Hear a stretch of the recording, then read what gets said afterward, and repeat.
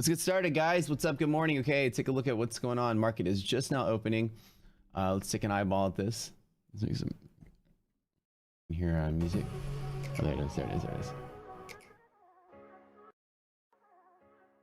Music is too loud and crazy. Let me know. What's up? Good morning. Good morning. Okay, glasses on today. Serious day. Serious business day. Let's go. Let's watch. We had obviously non-farm last Friday.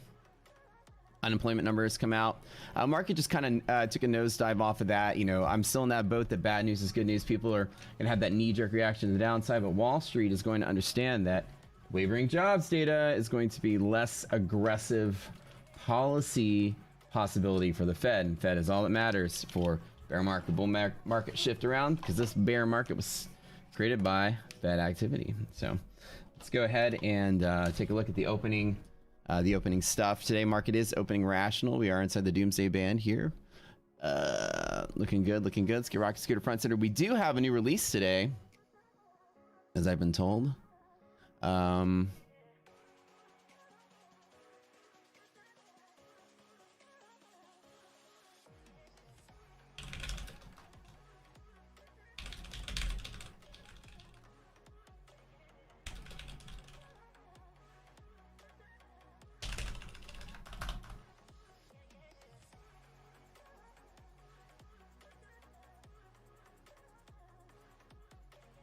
My platform open here.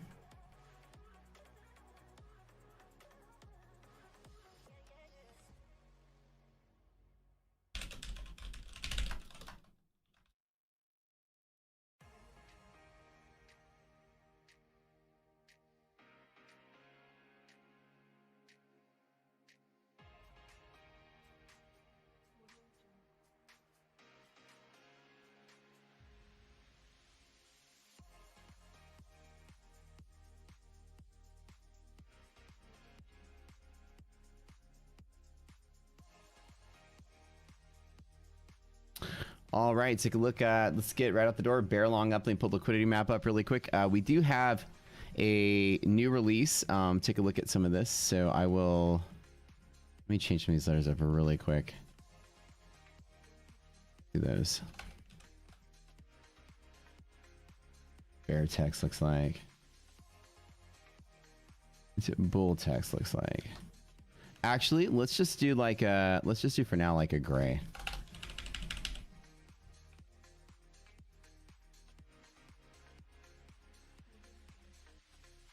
All right. Or do white text for now. At least for now, just white text to figure out something later. All right, there is a new release, guys, coming out. The team has not released the patch notes yet, but they will in a little bit. We'll have that published front and center for you guys. We have a new release with a bunch of cool features coming out. We should have new strategies. All right, let's go. All right, looking good. Let's get liquidity map front and center. All right, let's see. Let's get, oh, camera's not even on. Hold on. Here we go. Good morning. I forgot to put my new mic up, but how you guys doing? It's good to see your faces today. What's up? Hey, what's up, Mark? How's it going? Okay, let's get liquidity map front and center. Feel free to do me one favor, you guys. Go to our stream. Give it a like right now. Scroll down. Give it a like. Click that button. Thumbs up.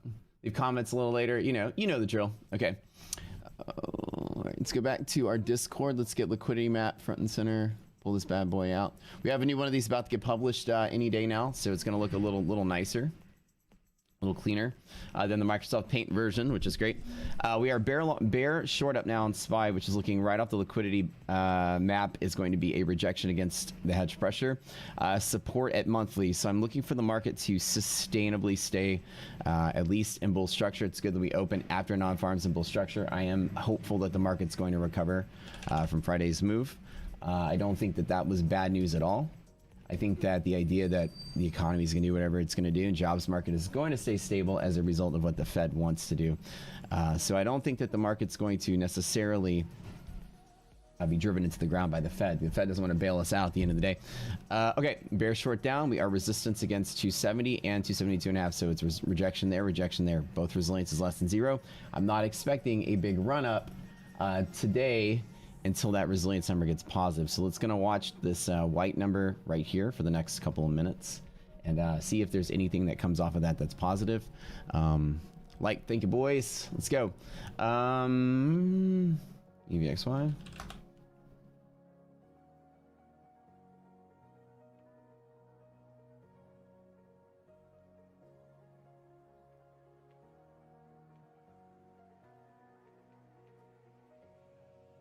All right, UVXY, BLD, back onto the map here. Okay, looking good, looking good.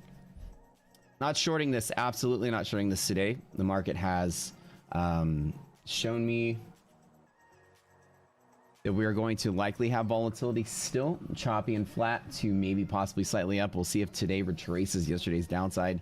As long as VIX stays below 13 or UVXY stays below 13A, it's pretty good. So not too aggressively. Definitely not shorting this just yet unless this breaks through 13 and keeps going. Then I'd expect the market to go a little bit lower for the rest of the day. So keep an eyeball on 13. It's really close, right? That BLD is a really solid... usually they're really solid setups that they stay contained inside of here. Blue and yellow, blue and yellow.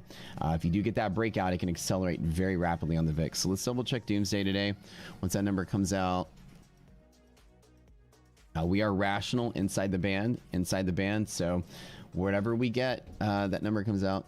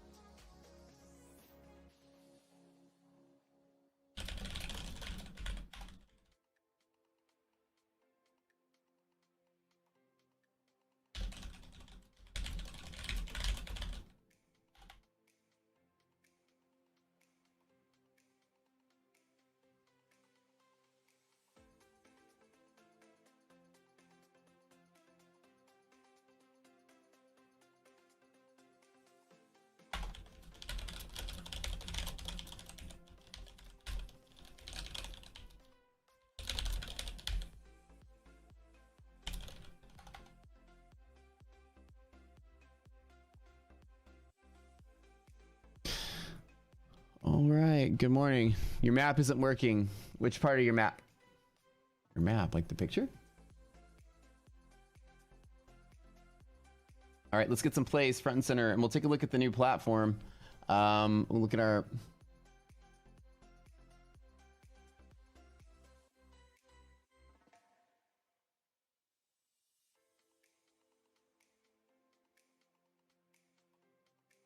Let me get our patch notes real quick. I'm going to read off what's going on.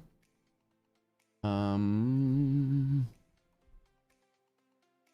don't know where they are. Where are the internals?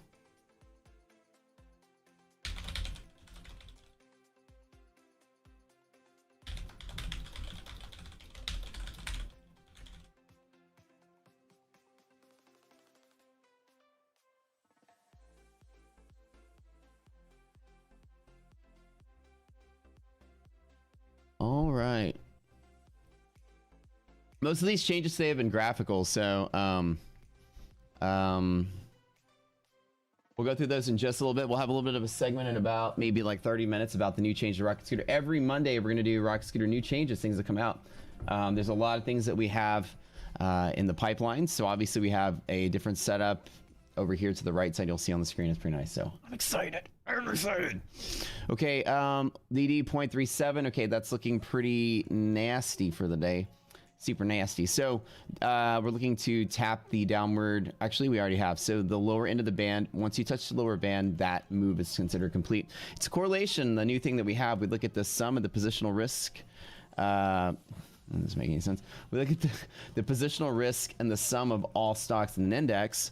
And with that number, we actually can determine which, with the high probability, there's a band that we put on here, risk interval. So which side of the band the market has an affinity for based on the position of risk. Futures are going to follow the stocks, and if the stocks are in a majority more bearish than bullish, we see that over 90-something% of the time, we were still collecting data points, but it's almost every single time if you open inside the band, it wants to touch the lower band at least once, which it already has in the session. So today, the session is already completed. So the doomsday correlation calculation does not apply anymore, but at least we know that the market is not getting that positive swing we want. So today we might not get that break to the upside. So keep an eyeball on all of those things today. VIX is going to be very important to see if we have any extra volatility. So right now, market is likely to, we don't bet that irrational markets form. So outside of the band, if you guys remember the new video we just came out with called how to avoid and detect irrational markets. But you guys check this out. We have a new series of videos that we're going to be releasing pretty much very periodically. Remember our old training videos used to have their hours and hours and hours long. Well, everyone go here really quick. Go to this video right now. Just go to it real quick. At least go there and like it. Check it out, but watch it later because it's 5 tricks on how to avoid irrational markets. So all of my tricks on how I sit out, get out, stay out, like showing you exactly how I do it and why I do it. Perfect.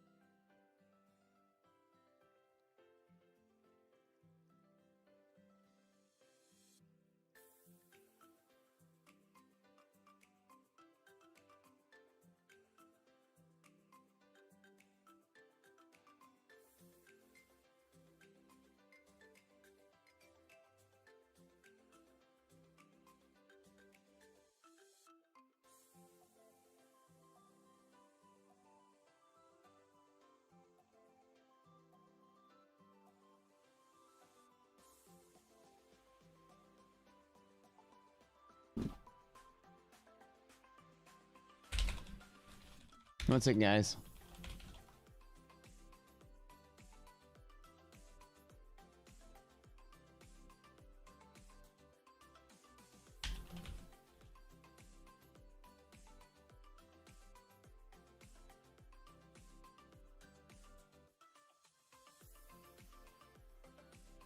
All right, they can put the patch. It's on about like 5 minutes here.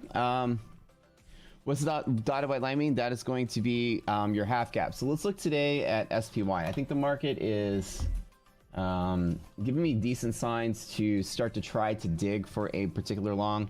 If we get a 363.5 break off of this bear short up, I'm looking for a nice squeeze to go to the upside today. And actually, let me see if I can't make these. I'm going to change my colors to pick a new default color today. The patch notes are out. We'll be out in a little bit. Perfect, perfect. Yeah, so he'll be putting those out in like 5 seconds, I think. So that's awesome to see. So I've been trying to just kind of wait for something to manifest really quick. And I want to put up some colors. Right. Give me like a fancy old gray color here. Or a... Or F61. All right, let's try it. Okay.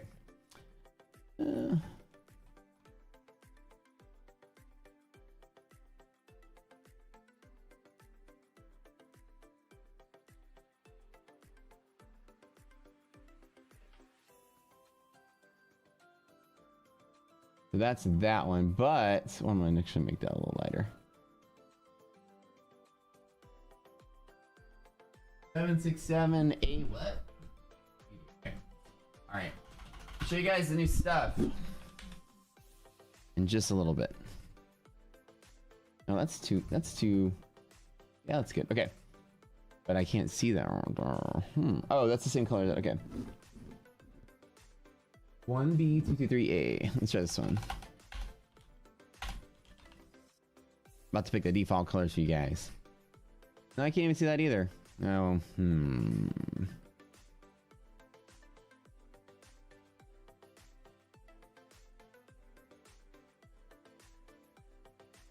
I don't know if I like white though. Good morning. What's up, Greco? See, like we have new text. So the thing is that they have this controlling this also. So the text came out where it was a little hard to say. So right now, I'm gonna go in here and try to make this text maybe like.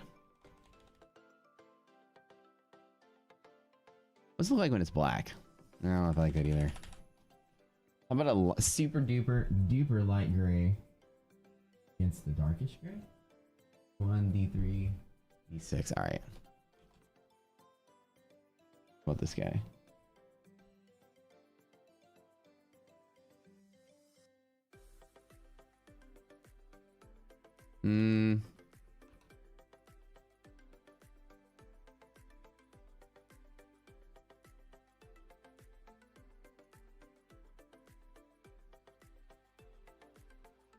What do y'all think?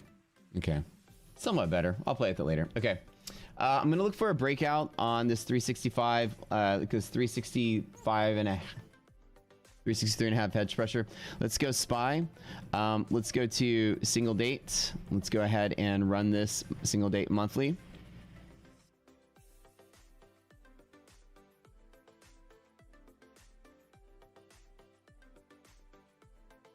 Oh, neat. Okay. All right, let's look at the upside potential here. 363. There is nothing but resistance till 370. Be nice on a breakout. Yeah, make sure free trial you don't see the play cards. That's going to be in the Discord, Blue Edge. So go in there and grab it from the Discord.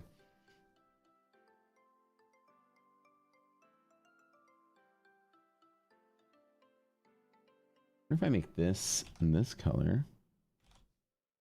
I love playing with the new features. And then I make... this one, that color. And this one, that color. Still to...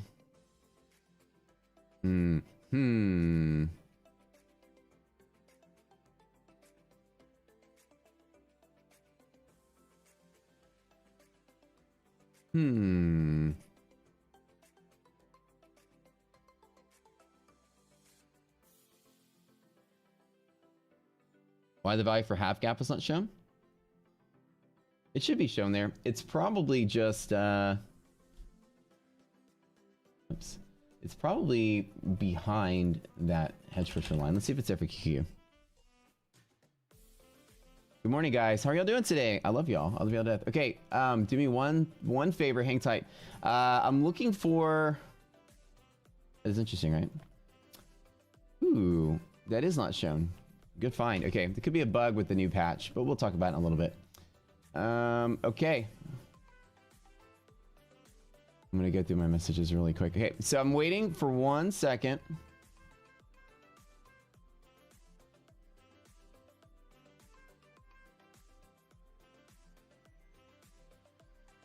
Okay.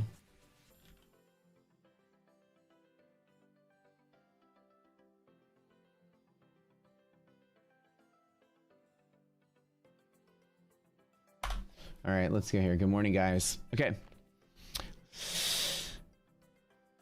I'm super excited. Okay, Bear short down still on QQQ. So what we do is we type in the algorithm. It automatically shows me where the liquidity map is. You go to our Discord. Everybody, do me a favor really quick. Go to the Discord. If you haven't signed up for the free trial, go do it now. Go first. Step 1, go to our Discord, which is here. Discord is free. We are a very large, very massive Discord. We have a lot of people there. You can go there, hang out, trade, talk to people, whatever. It's pretty cool. I like to say so myself. I'm the least cool person there, but I still hang out. Then step 2, go to this link. Look in chat, everybody. Go there, click that button, free trial, get to hang out with us in the morning and follow along while you look at the platform. Play with it, see what it does. So liquidity map is going to show me the quickest way for market makers to find buyers and sellers in this environment. There is really no catalyst today.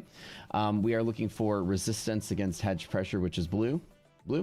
And also if it does play around and break up through here, resistance against yellow. So today is going to be a hard day. 270, 272.5 is really solid resistance.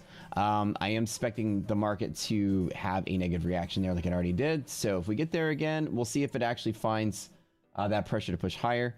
I'm getting no signal too long from right here other than betting the market doesn't become irrational. So I've made no trades yet. I would like to take a 270 break to take an attempt at 272.5. Until then, I'm going to watch the market just hang around. Right? It's not necessarily short it. And I'm going to wait for my entry for the long. And I'm going to pick some things out of the door that look pretty good. So let's find some tickers. So what I like to do, I will go to liquidity map where it says bear, short, and up, right? So what I'm going to look for is I'm going to just show you guys what that looks like. And bear, short, up is what I'm looking for the market again to have that similar setup to QQQ as a resistance against that blue hedge pressure, which you're seeing right here. There's that resistance and it's hitting all that volume and rejecting it. So what I want to find is now I'm going to look over here in the scanner and I'm going to look for other short ups that are right on the edge, short up, and short up that match the short up on SPY. In here, I can actually sort by things that are really close. Let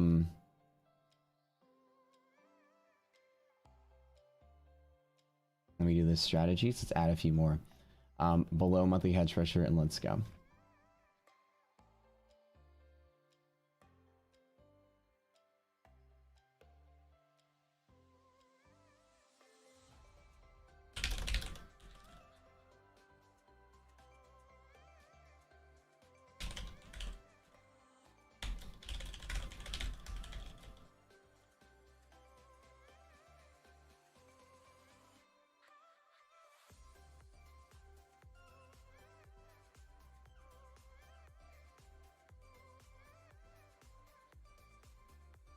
This is really nice.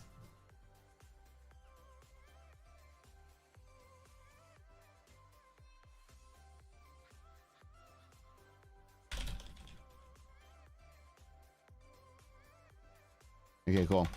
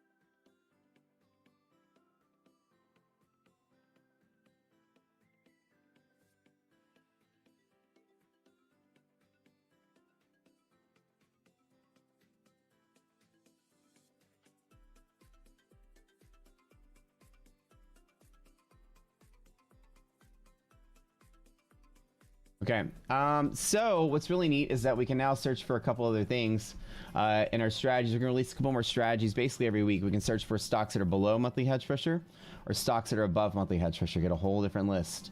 So you can see how on my screen at the bottom, there are different ones that are turning on above monthly and below monthly, right? Let me test something out really quick.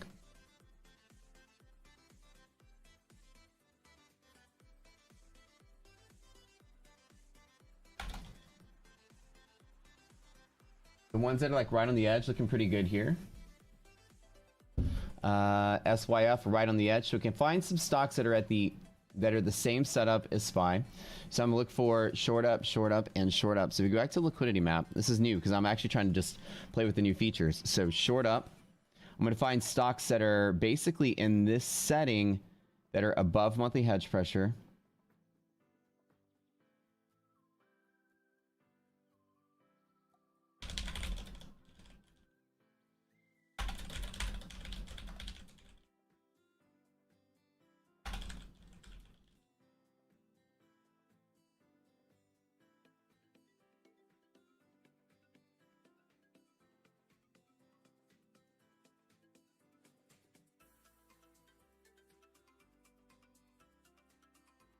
Okay.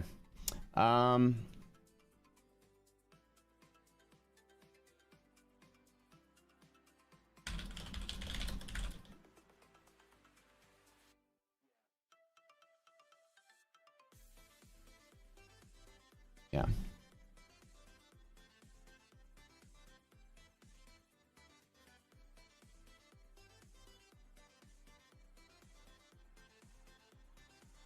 And then I could come through here and add additional strategies like greater than hedge pressure, less than hedge pressure, greater than monthly hedge pressure, less than monthly hedge pressure. We're having a few more coming out like hedge pressure breaks.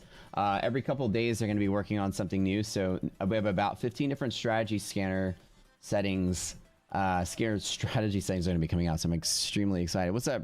What's up, buddy? Okay. So nothing yet, right? Nothing on the table for me. But what I'm looking for is liquidity map current, which is the first thing we did. And then I'm looking for ones that are on the north side of monthly hedge pressure as well. We're going to be very, very discreet on what we're looking for. The inputs right here, short ups. So I'm going to be looking for stocks that are in this setting right here that are right above monthly. And we're going to see what we got, right? So I can actually come through and search for the percent distance away and find ones that are actually right on the edge. Snap today.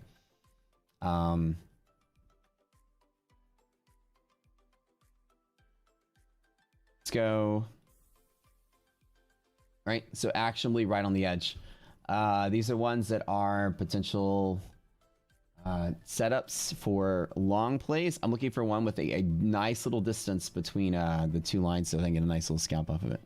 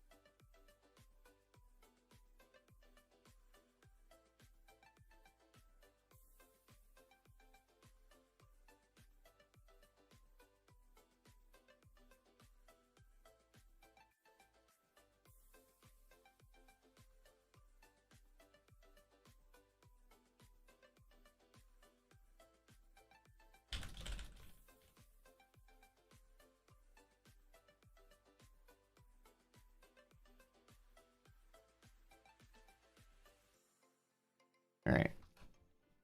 Today, Cisco, Snap, MAR, Target, Chewy, PNC. These are some pretty decent setups that I think that look like they're right on the edge. Now, again, it's going to come down to fundamentally if I do like any of them. So let me see what I can't do. I'm actually just holding off today. I don't see anything that looks super sexy, so I'm kind of just chilling. How you guys doing today? How was y'all's day?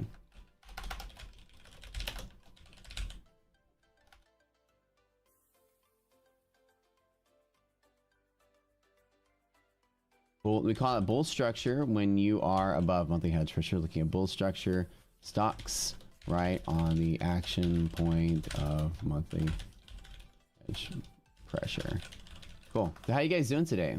You guys liking the stream? We're back on YouTube. Killing it like always. We had a monster week last week. God, I made like over like 30K live on stream. You check out the streams, still there. Live and, you know, chilling. Same old, same old. Okay.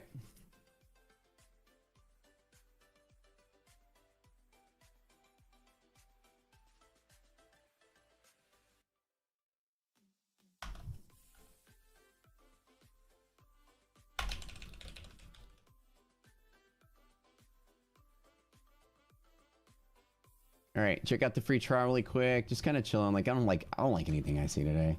I like an easy day. I mean, I'm not gonna strike on any of these stocks yet. I'm actually gonna wait. Again, I'm gonna get like a nice.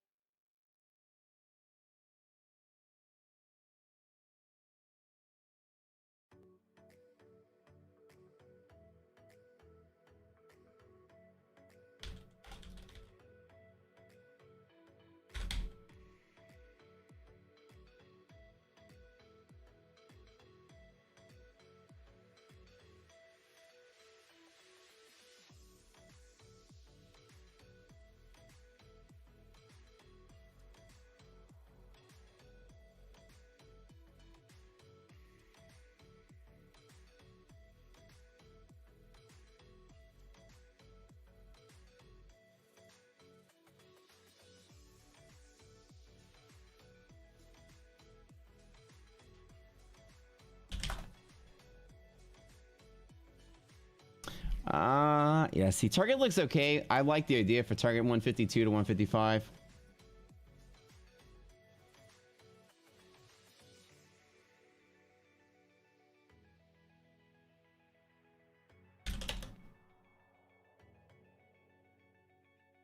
I'm typing some notes really quick. Sorry about this. You guys don't want to watch me typing. Yeah.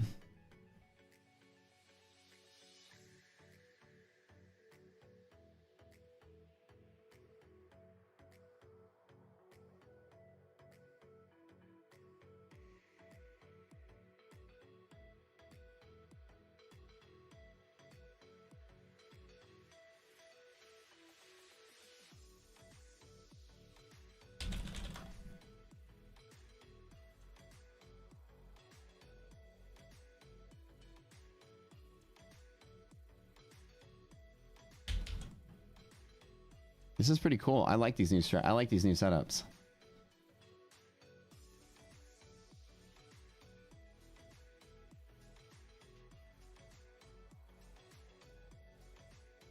So let's see if I can't put like MHP price MHP. Okay, cool.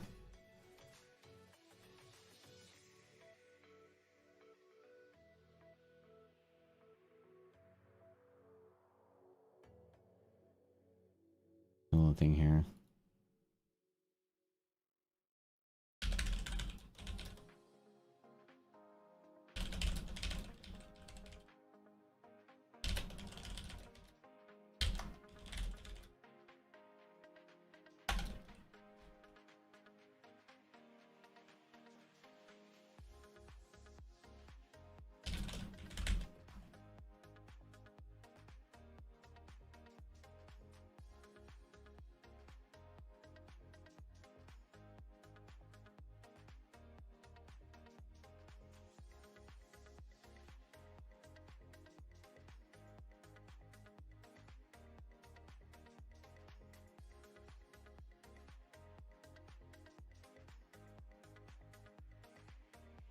This is pretty cool. I like this.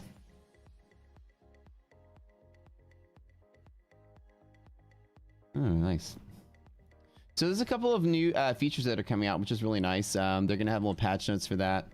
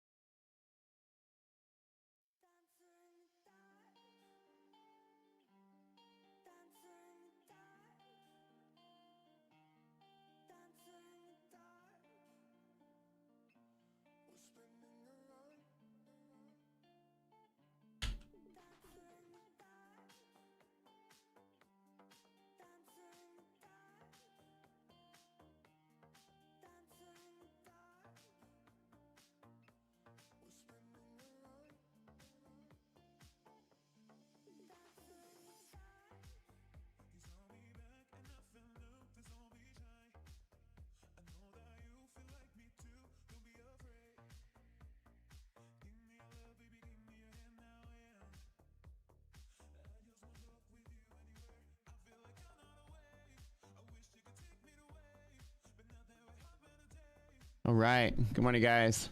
What's up? What's up? Okay. So they're looking for just something that looks good. Nothing is looking good today. I'm not super excited about any of these stickers. I'm not shorting either. I'm just kind of waiting to see what plays out.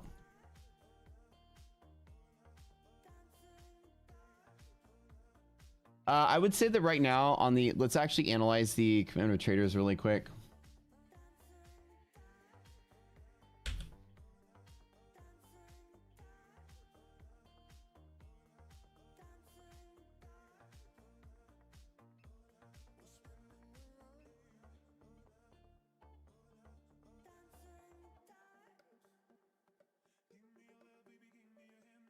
Okay, let's pull this front and center and let's take a look at some of the, and also remember, we do have earnings coming out. Major earnings are coming out in maybe like the next 2 weeks. We're going to have some big dogs coming through. Okay, let's look at the COT report today. I mean, aligned with the dealers doesn't necessarily mean anything. It's more like the direction that the market is moving. I would say that I wouldn't, tit for tat, I wouldn't put too much weight in the fact they're on the same place, but that's a good observation, right?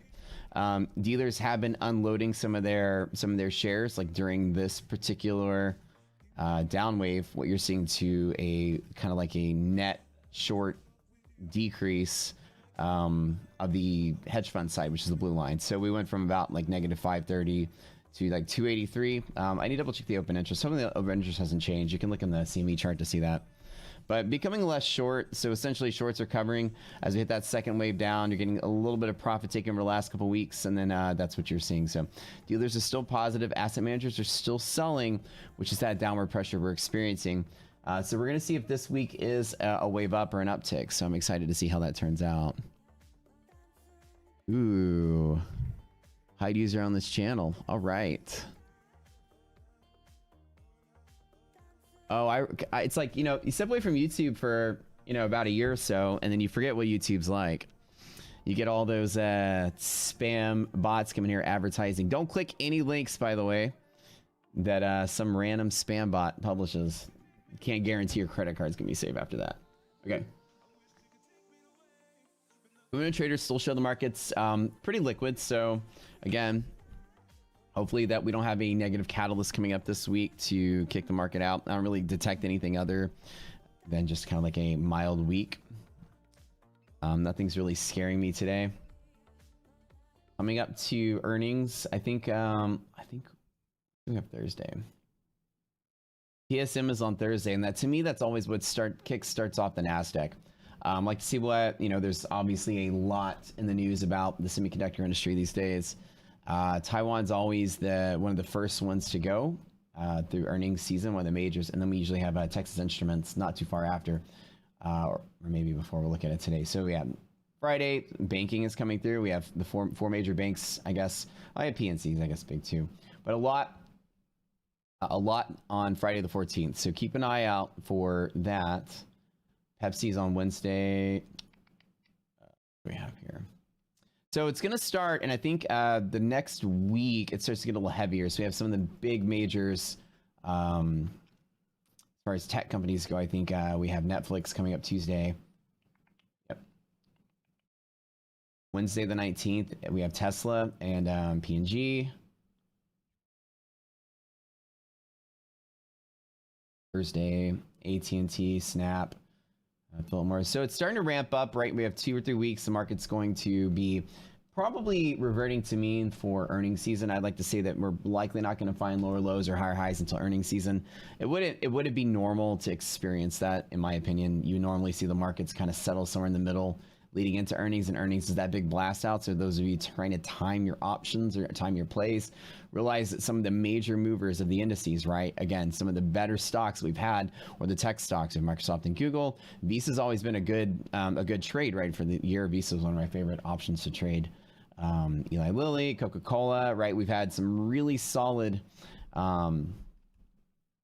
traders coming through on that week. So thinking about how 24th, 25th is when I'm going to expect the market to kind of like satisfy a lot of its real moves. Between now and then, I'm not going to expect the market to try to pivot or move too quick or too far away from where it is now. Just going to be honest here. All right.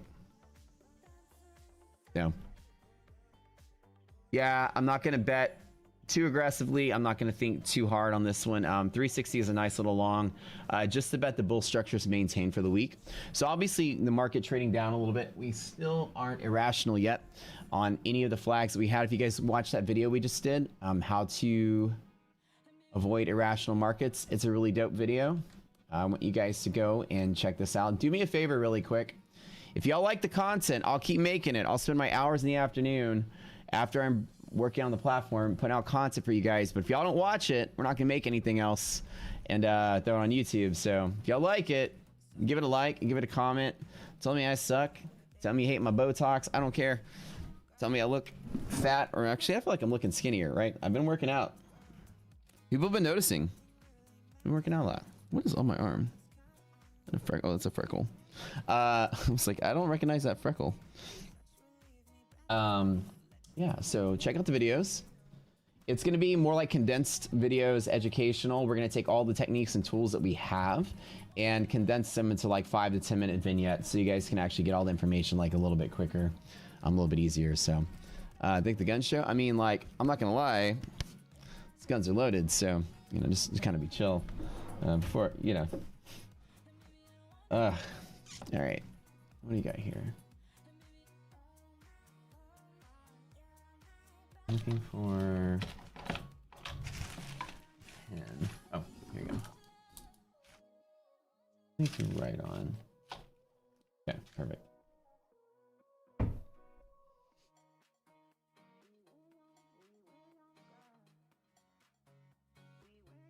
Go check out that video. Make sure you save it. Remember it. We're gonna call it Trading Pro Trading Pro Tips. They're going to be nice little kind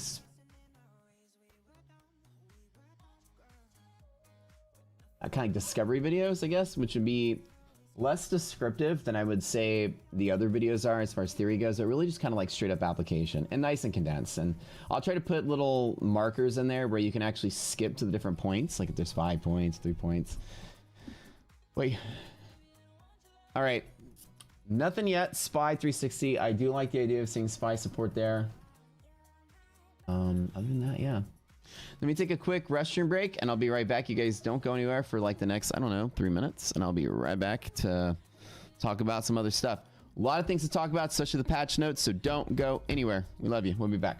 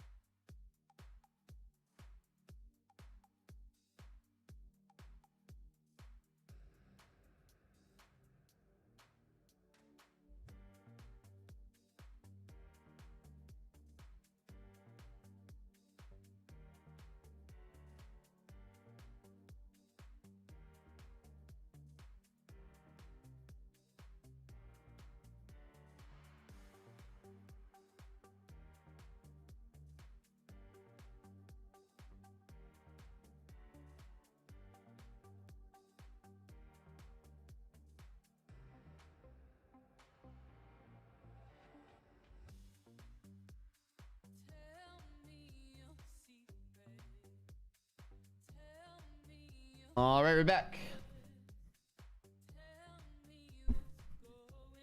All right.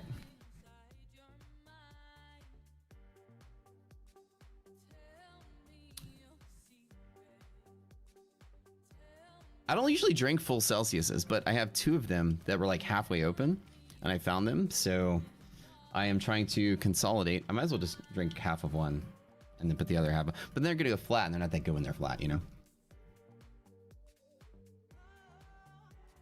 Guys, empty. Okay. Again, looking for SPY to stabilize the 360 level. There's really nothing from here. I think all stocks are going to be following that same setup here. Oh, wait, hold on. 1 second. I forgot I was going to do something too. Hold on. I'm going to load up my...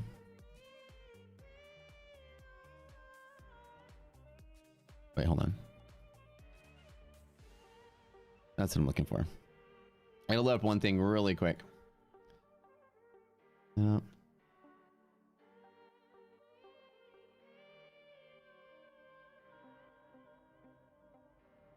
Load my display here.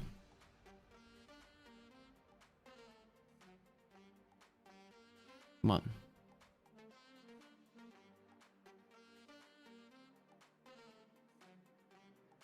Okay.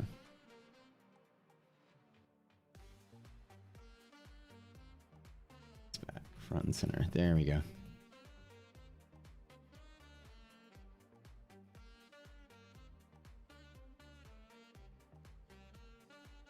Let's go over some of the new features while we're waiting. That'll be something that'll kill some time.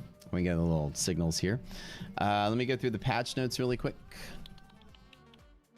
I don't know if they published them yet. Let me double check. Like they are here. Woo! Okay, everybody, really quick, go to the Discord. Go check out the patch notes down over here. We have a little section where we do post them up for everybody. Patch notes are here. They are live. Ooh, that's a nice little... That's cute. I love it. Look what they did! Our little spaceman guy is on there. How sexy. All right. I love it. Man, these guys are killing it up there. Okay, let's go to the announcements. All right.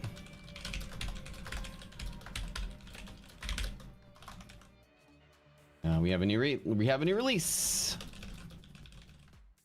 What is the release number? Let's get used to doing this because we're gonna be original 2.1.0. All right. Go up here. We have a new release, version 2.1.0.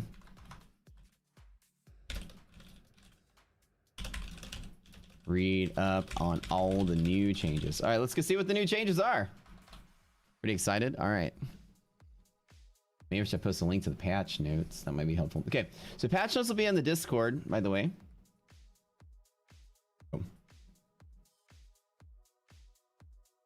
And literally called patch notes. And we're gonna have a publication once a month. Probably gonna do like they'll come out with some of those things and really go through and detail for some of you guys and girls what the actual changes are over the month, not just the patches come out once a week. So these are big patches that are coming through.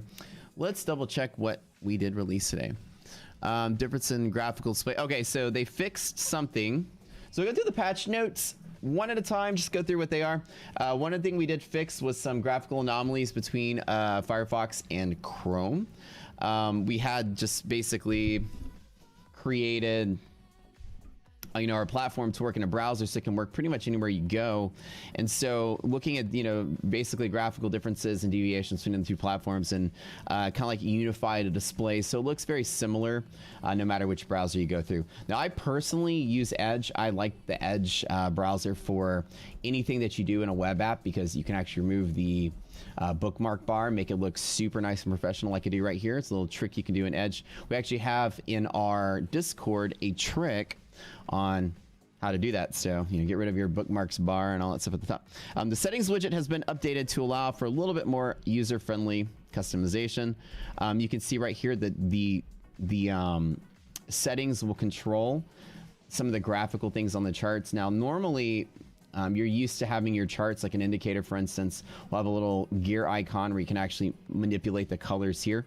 We have that available in some instances, but just a quick and dirty before we got into programming it like that here, we just have these hexadecimals. You can actually type in the real names of the colors for you to be able to manipulate that very quickly. So later patches will have essentially like a color wheel you'll be able to pick through, but at least for now, you can type in your hexadecimals, whatever colors you want them to be, and save them. They will control this and this now. In future patches, this won't control here. So this will have its own, each one of the widgets will have like their own control icons. So right now it's still pretty cool that you can actually come here and change the colors. We have line weights now. We can change the text colors, change the text colors in the boxes colors, everything. And then it shows you, I guess, what color you picked. That's kind of a neat little feature right there. The liquidity map widget has been updated to graphically in order to prepare for UI changes and more user options. So what we do have right now is that whatever you select right inside of your liquidity map, right here. So anything I pick, it will actually display off to the side. So as a quick glance, I can see that I'm looking at this date for the daily mode and I have auto picked, right? And so if I go to manual depth and I type in 2, it'll show me that I picked the depth of 2, right? So if I do auto manual, that's kind of cool. So liquidity map is what controls the features over here in the liquidity map indicator. And so they actually have those really nice and laid out. I guess the same thing applies down here in the function side of the walls widget. So I like it. Like you can actually see very rapidly what you're looking at down here. So SPY, there's the date. Patch notes is not available for everyone in Discord. It is available to only members. Yeah, so if you are a member, you will have access to the patch notes. So it's not published in the public rooms. So if you do not have access to the Discord, please let me know. And free trial, I think, does not have access to it as well. So maybe I should change that though. All right, this is kind of neat. So I like the idea of a one glance. Instead of trying to figure out which radio buttons, I can just see all the ones I picked. Daily mode, auto, that's nice. Okay, cool. The bull bear text color added to the walls table Bull bear text color. Bear text. Oh, so that color controls that as well as this. So that's one of the changes they did. Resilience header font color changed to gray. Resilience header font. Oh, this up here. Okay. So these are graphical updates just to make things more consistent, right, with the rest of the platform. Resilience header font changed to gray. That's right there. Change heading from distance saturation to percent distance and persist distance MHP. Okay, so it looks like they changed these right here to just reflect that these are actually percent distances from hedge pressure instead of physical distances. And that's a neat little welcome change, just to kind of differentiate. Like if I'm going to put a stock on the scanner and or put a strategy in the scanner, it's going to pull up a list of stocks. I can see some parameters that come with it. And we do have new parameters, and this is also from the patch notes. So we will come through and show those in just a little bit. Okay, so that's neat. Graphical updates are cool. So you have liquidity map updates, which is updates to the actual playbook algorithm itself. The playbook up condition is fixed. We had some other issues where we had a couple one-offs, like if you'd open above a wall when there's nothing else. Sometimes you'd have like a no result. We went through and fixed all the no results, which is kind of neat. So we have a lot of, essentially, we're not gonna have any more glitches on playbook. So we had a list of one-offs. So sometimes, for instance, if you look on the walls here, right, pretend that you know, we price open below the put walls and there was nothing below it but infinity to zero. The algorithm would say like no match, and so it would fall through all possibilities of code. We went through and did like a degree of freedom analysis to analyze all possibilities of playbook, and now everything should have a match. We corrected from the last video we did of illiquidity pockets, where we've corrected the mean reversion that would display when it wasn't mean reversion. So mean reversion is where you're between a bear zone and a bull zone. So right in here is mean reversion, right here is mean reversion, but it has to have the bull zone on top of the bear. The other way around, like for instance, and I'll just draw it really quick. Where's the pen?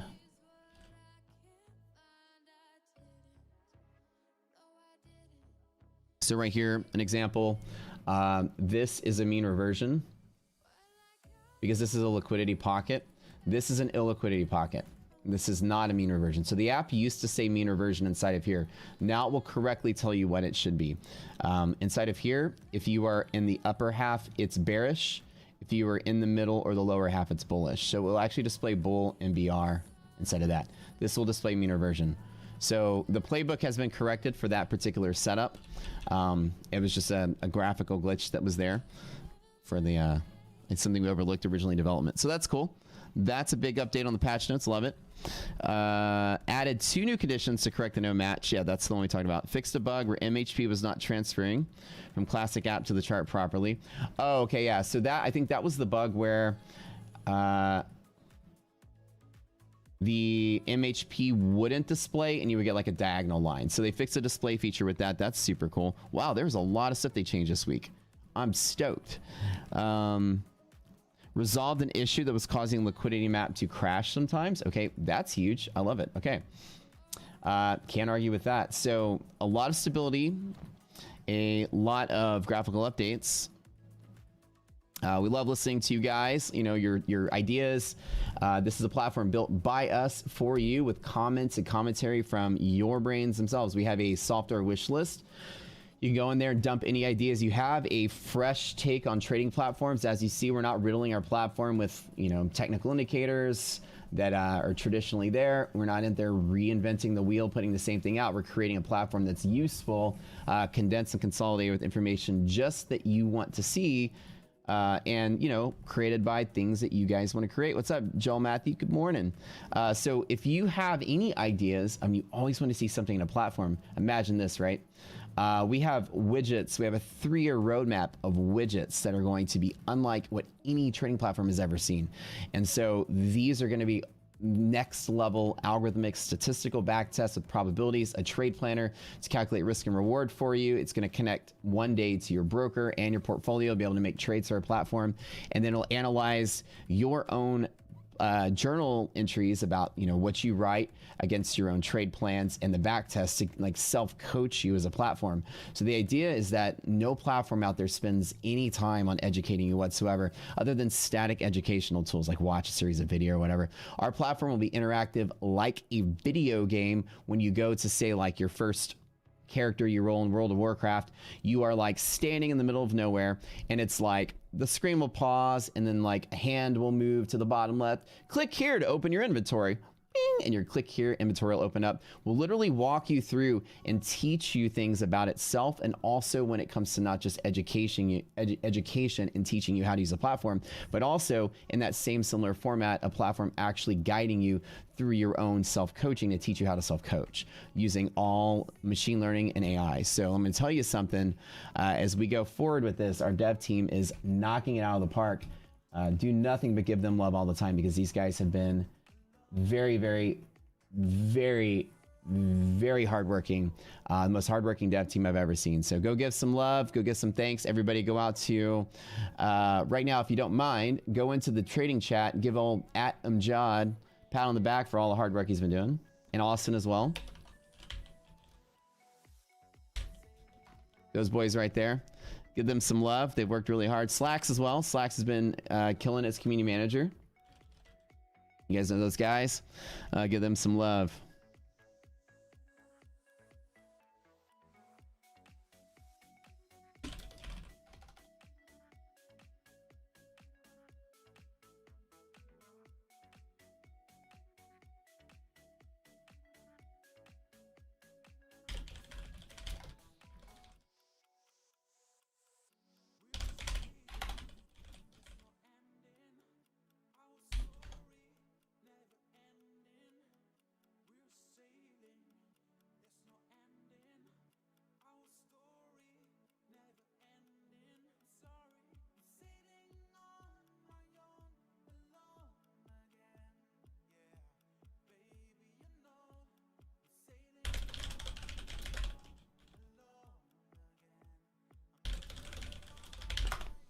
Okay, cool. So SPY is still hanging out between the two hedge pressures. I'm not getting my actionable signal I want. I do want to take a long off of this. We're about to roll into, what is it, 9:30. So we got an hour until European markets close. There's really nothing giving me signs of momentum, signs of life. I don't see anything that looks appetizing. I'm trying to look through my scanner to try to find something that's not just like piggybacking off the indices. In all honesty, let's just go through and let's take a look for some, let's just look for straight up bull signals here. Okay, so these are all going to be ups and downs mixed together. I'm going to put them in there. Also in the strategies, I'm going to look for bull signals that are above monthly hedge pressure, but below hedge pressure, right? So ones that haven't broken out yet. So that'll be just like SPY. SPY should be on this list. So let's see what we have. These are stocks that are going to be very close to hedge pressure, very far from monthly hedge. So basically stocks that are pressing towards that breakout. When I do my scanner settings that way, I can be very creative with how I pull things out of the bucket. This particular setup, looking for something that's less than hedge pressure. And this guy is like right below it, right? So I'm looking for something that's on its verge of breaking out. I can sort just like that. Super cool.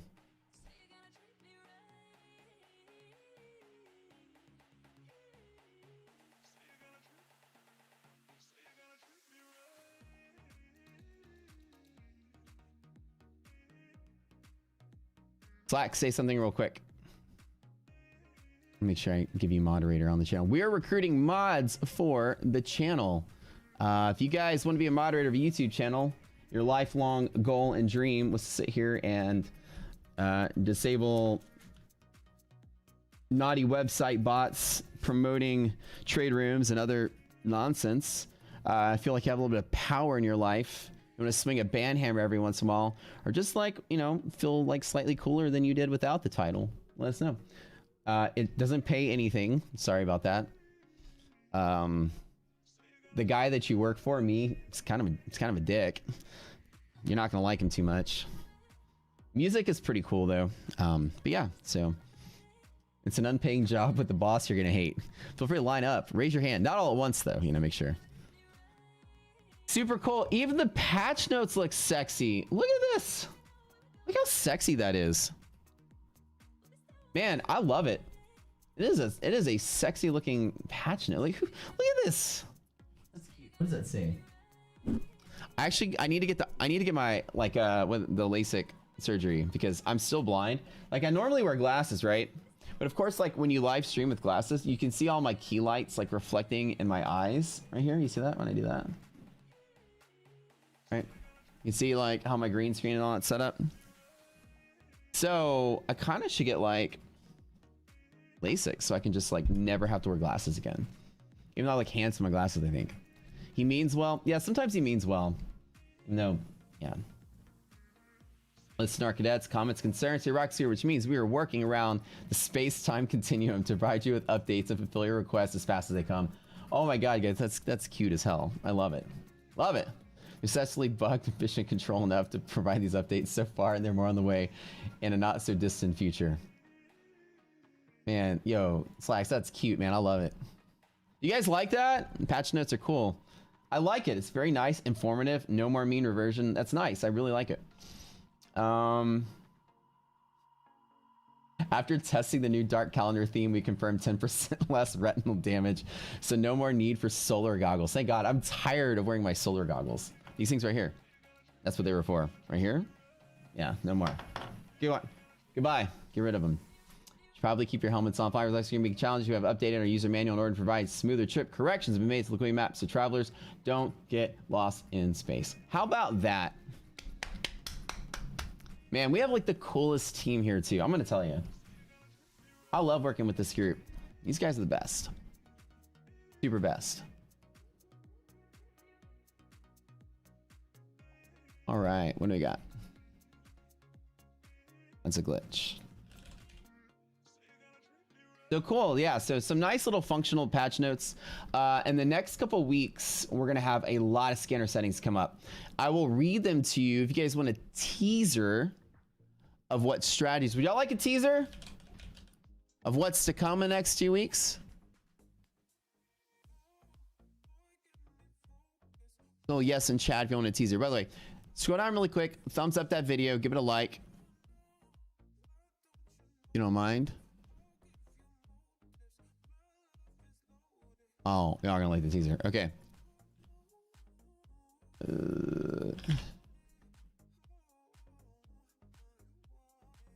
Okay, let me find it. Let's go through and scroll. I made this monster list. Boom, boom, boom, boom, boom, boom, boom. Okay. Let's keep going. A little teaser of what's to be expected. Here's teaser number 1. Graphical updates on the scanner itself. Instead of, you know, just a list like this with strategies, how about drop-down boxes where you can actually type in what you want and it lists them out and you click the buttons and add them here. No more pop-up covering the screen. Womp womp. We are going to make this cool and not cover your charts ever. You don't want to take your eyes off the action. Number 1. So this is coming through the pipeline pretty soon, like they're working on it now. You'll be able to go through here, type in the one you want, hit enter. It'll add what you've selected down at the bottom. See right here, liquidity map current. Which ones did I pick? Oh, well, I have to click the button, cover up my charts, then see, and then come down and remember. Yeah, that's my original design, and it was pretty horrible. So I'm going to redesign it, make it better. So this was a car with square wheels. This is a car with round wheels. So this is going to be a lot better and nice. It will also list what you have, so it's easy to recall. All your strategies will be listed here. Yeah, Spy's trying to break 360. Let's take a look at that. Ooh, yeah. Right at the bottom. Okay, Spy's is my entry point. Let's take a look at that. 1 second. All right, so teaser first and foremost, graphical changes. Oh, wait, hold on, wait. I have to try something new. Okay.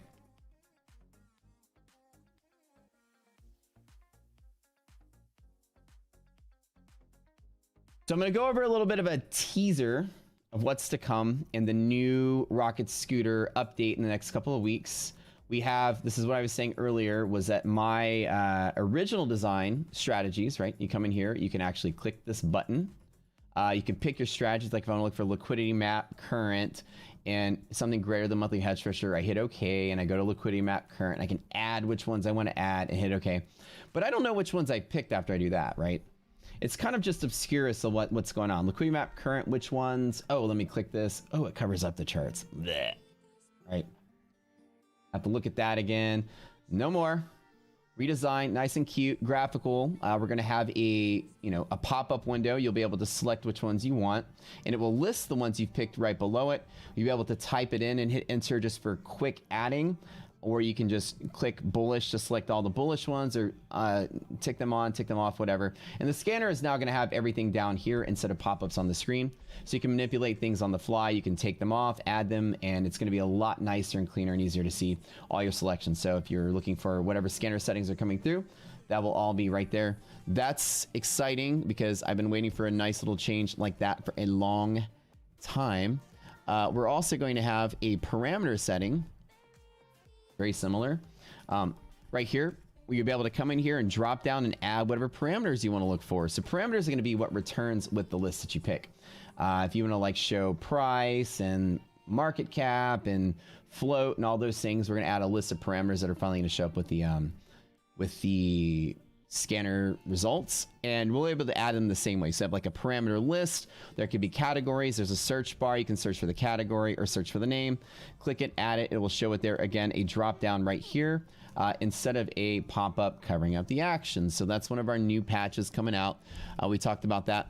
I have designed a total of 15 new scanner settings. And of these 15 scanner settings, we have 4 of them that were released now.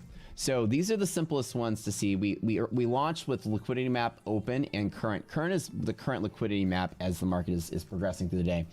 We have now, if the stock is greater than monthly hedge pressure, less than monthly hedge pressure, greater than hedge pressure, or less than hedge. So now you can actually customize even further. This is just released today. Your searches. So say if I want to look for all bull long ups, well, actually, let's find one that's a little bit trickier. Say if I want to find any stock that's a bear short down, right? But I want to search for the ones that are in between the two hedge pressures. So less than monthly, greater than hedge. I would pick particularly that. So let's go here. Let's say less than monthly, greater than hedge. And then go to liquidity map current. And then we will find just that particular playbook, the one that I mentioned, bear short up. Click, click, click, click, and boom. So there are no stocks that satisfy that condition. Oh, okay. Let's find another one. Let's look for bull long down. It's above hedge pressure. Yeah, like these.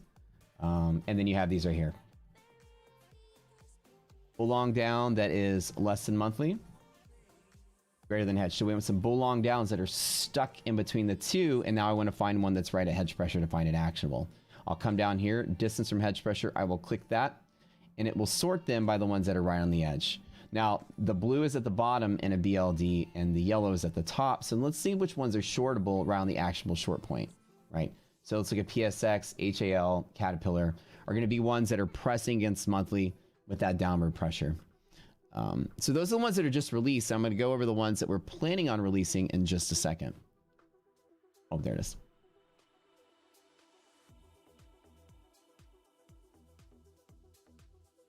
So greater than hedge, sorry, greater than monthly. I did greater than monthly. Let's do less than monthly. That's what I wanted to do. Boom. Okay. That's better. Let's find the ones that are, let's look at this one, KMI. That would be one that's sandwiched in between the two. So now you can further refine your search to find stocks that are actionable where you want them to be. Right, this is distance from hedge pressure. That's right on the edge there. We can sort by distance from monthly, find ones that are at the top of that shortable range. And now you can actually sort by stocks that match exactly what you want to see, which is really awesome. Now, the ones coming out, those are just the first 4. The next one that we're going to have is a one-tap strategy that's called MHP break up. We're going to have one that's MHP breakdown. So you want to look for stocks that have opened below monthly, that have broken to the upside. You want to find breakout plays. In one click, you'll be able to find stocks of any liquidity map that had broken through hedge pressure in one click. So that's exciting. Say I wanted a BLD that was opening inside of here that is now broken through monthly. I'll be able to find that with one called MHP break. That's coming through the pipeline in about a week. Breakdown is the same way. Ones that opened above that have broken down. You get those momentum plays. That's how we're going to find them. Similar thing on hedge pressure break up or down. A one tap punch for those guys. The next one is going to be MHP break in general. So if you're going to look for a stock that has broken MHP either direction, you want to widen your search to not just up or down. You want to find any MHP break because you're a scalper. You want to find downside, upside, whatever. You'll be able to search for any hedge pressure break, any MHP, whatever. So the next 14 are going to be a similar setup. So the next 4 are going to be similar setup to half gap. So above half gap, below half gap, you want to find stocks that are pressing to fill a gap. Say resilience is less than 0. And you're looking for a stock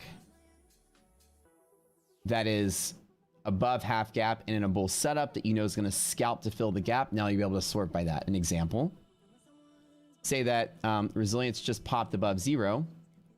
I wanted to find maybe a bull scalp, like a BLU that's between these two that hasn't filled the gap yet. So I could come in here and say, I could be very specific, and we'll teach you guys some of these setups that I like to use whenever I'm searching. And you'll be able to come here and pick like something and then go above half gap. And you'll say, okay, I have a little bit of room to move for the upside to fill the gap. Tons of cool ideas coming through. And then finally, number 15, which is the best one. Custom scanner. You'll be able to put any logic you want in there. There'll be a huge list of parameters. There'll be a huge list of whatever. Basically anything that appears over here, you can create your own custom logic. So an example, if market cap is greater than X and current price is greater than X and the float is greater than X and liquidity map is bull long up and you have a monthly hedge pressure break or whatever, search for any condition I want. Price between $2 and $10 stocks, price between $10 and $100 stocks, volume traded. If the volume traded for the day is greater than the average volume of last week, find breakouts to the upside. That custom one you'll be able to customize to your heart's extent. Any single thing that we have in our data feeds as a parameter, price, open price, close price, half gap, you name it. You'll be able to make your own custom settings. So we want to put some generic ones in there that are going to be useful on the fly, but programmable custom setting is going to be the game changer. So that's the big one. I know I saved the best for last, but ideally it's going to be like if data point operator X, then whatever. So if volume is greater than something, if price is greater than something, if price is less than or greater than, less than close, greater than open, and resilience is positive, then show me bull long up stocks that are above half gap. Boom. Scalp, scalp, scalp, scalp. Done. And I'm super excited to share with you guys the stuff coming through the pipeline. So appreciate that. Anything you guys want, pipeline is designed by us, but again, we're traders just like you. If there's something you want in this platform, you name it, we're going to build it for you. We have a software wish list category inside of the Discord. The Discord link is going to be posted in chat, and it's also down in the description below. Click it, head on over there, sign up for the Discord. It's free, and you can go ahead and add your own commentary or your wish list items to the wish list. Cool. Let's look at SPY really quick. We're right on the edge. So it's neat to see some of these new features coming out. They are working really hard to make them look pretty good. I like it. We're having a new playbooks coming out too, and I'll get with you today. You know who you are, and we'll work on it.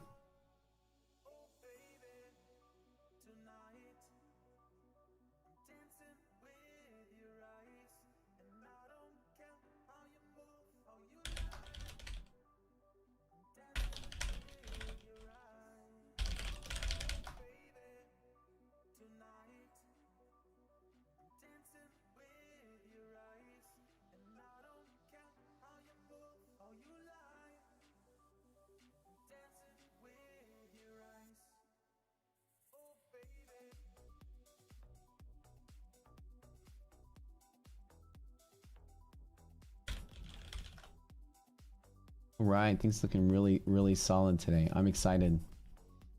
Fun day. Okay.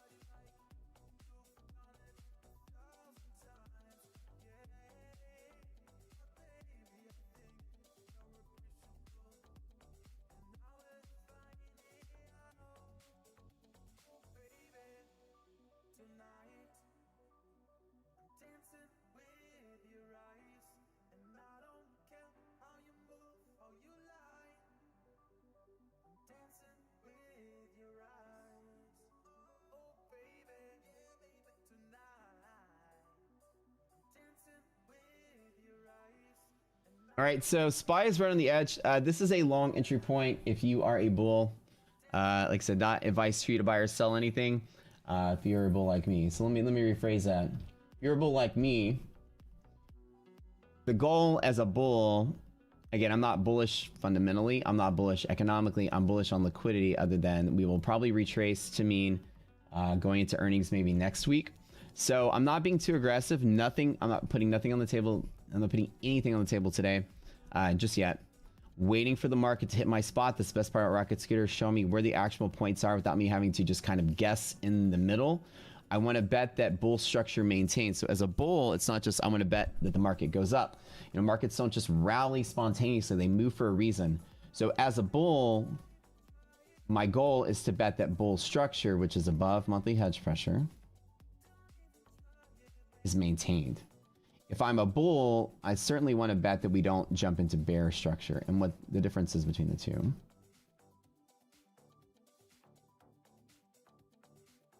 Is that bull structure is that when all things are left on their own accord and there are no catalysts, the market tends to trade from monthly option to monthly option. You'll see that hedge pressure monthly will connect with price very rapidly as you get closer to the end of the month.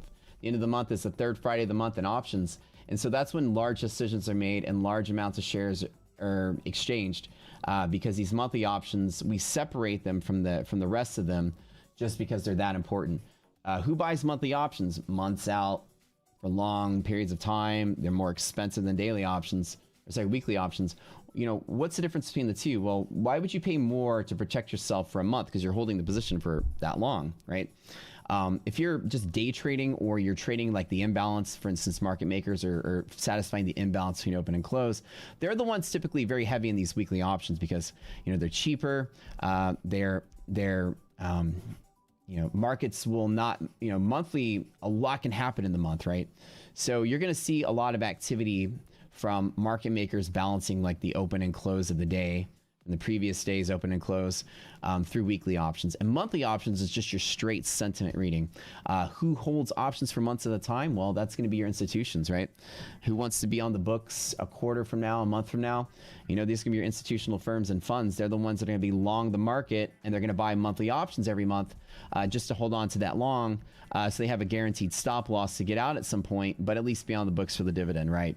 So this is going to be your massive influx of cash or capital into the stock market. You'll see that this is that structure that shows where institutions are net hedging, positive or negative.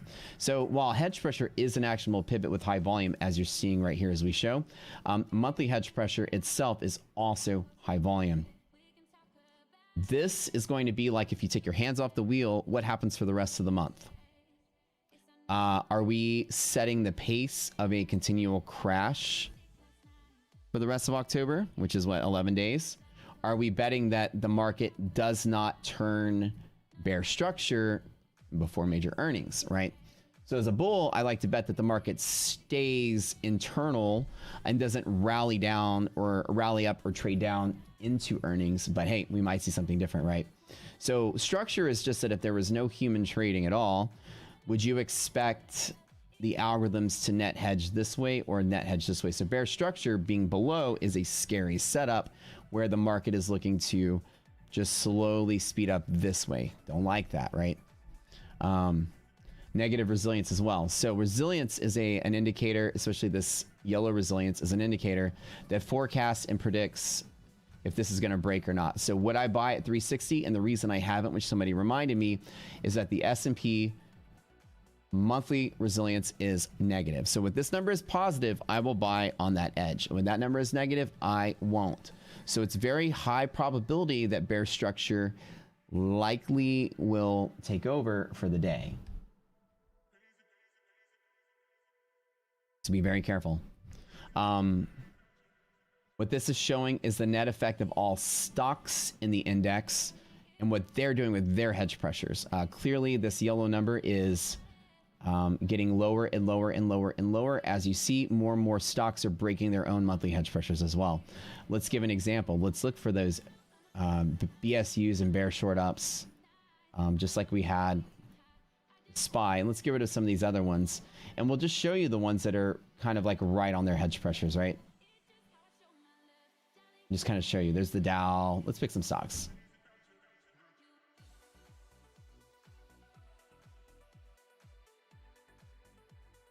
Right. So as you see, more and more and more stocks themselves are starting to push through monthly, and you're just seeing that yellow get less and less and less.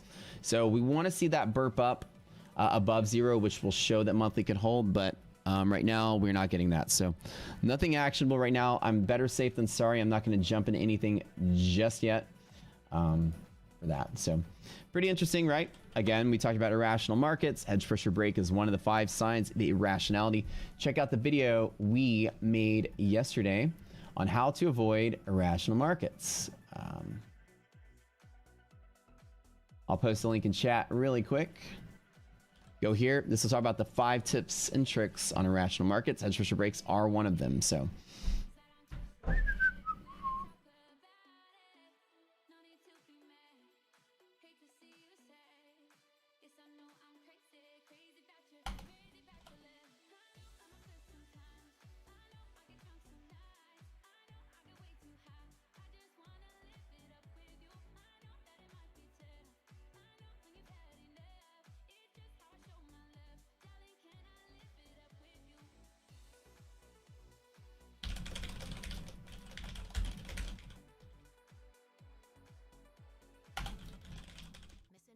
can be hard to spot. Learn how at youtube.com/hitpause.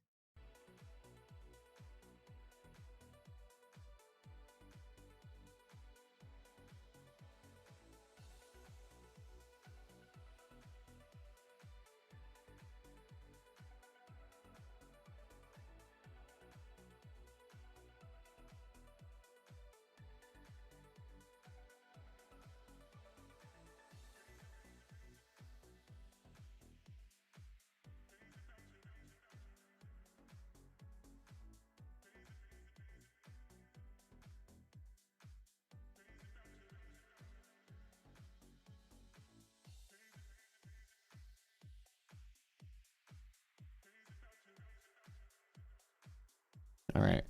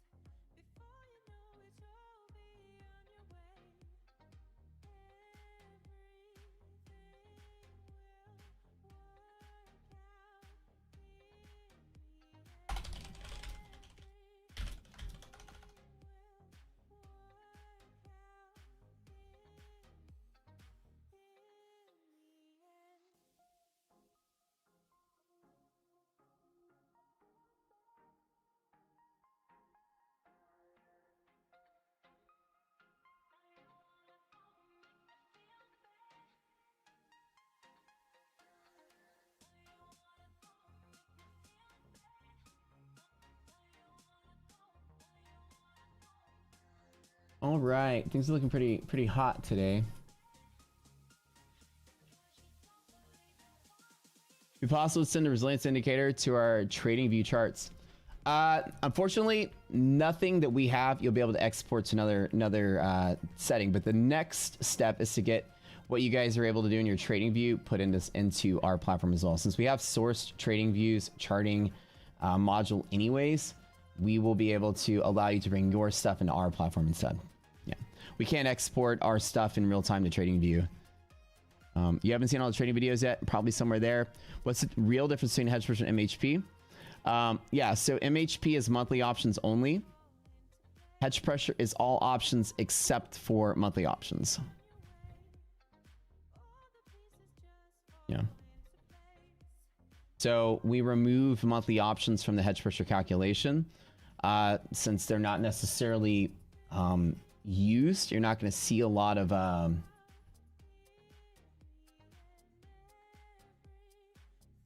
well, without going too detailed into the calculation, they're not necessarily used for that same type of hedging that hedge pressure does. That hedge pressure typically is what's hedging the open and closing imbalances between the day and the previous day. Monthly hedge pressure is that balance of people wanting to hold their position for at least a month in time. So, you know, somebody that might buy stock or sell stock at the end of the day, a combination of monthly and weekly options will be bought.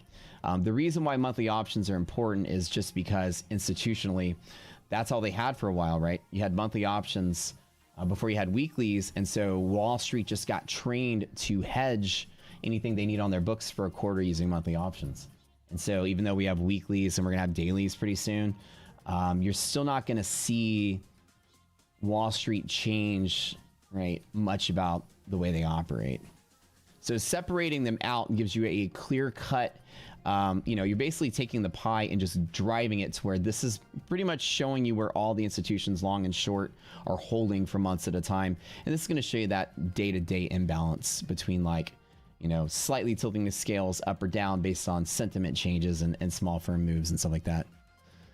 This tool seems invaluable for futures traders also. Yeah, I mean, you can calculate hedge pressure for anything. I trade futures, I trade options, I trade stocks, I trade everything. You can use anything for futures. If you can calculate something for SPY, you can just convert it to futures very much the same way.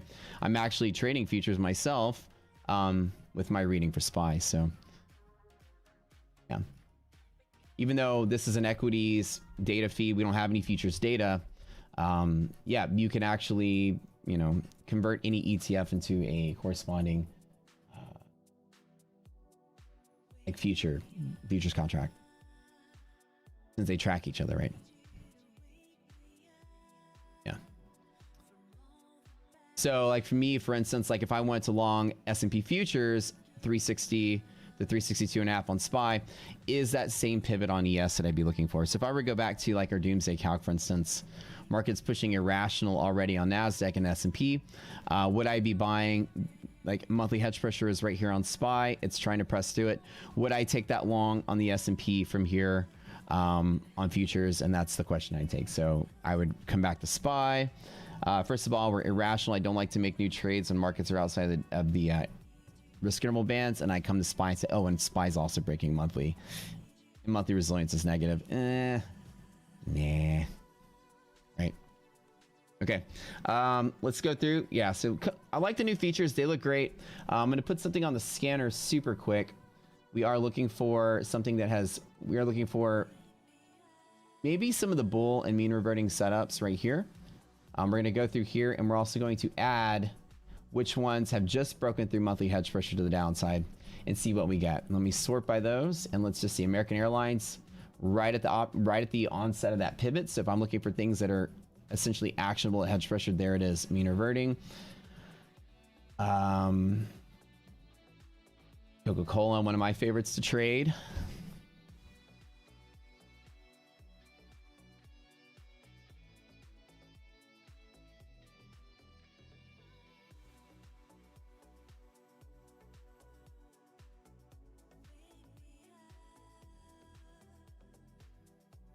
You're here. If you guys need the free trial, you can play at the platform itself. Come in there, click that Link right there.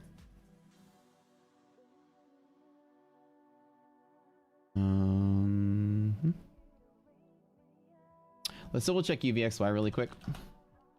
Good to see you guys, by the way.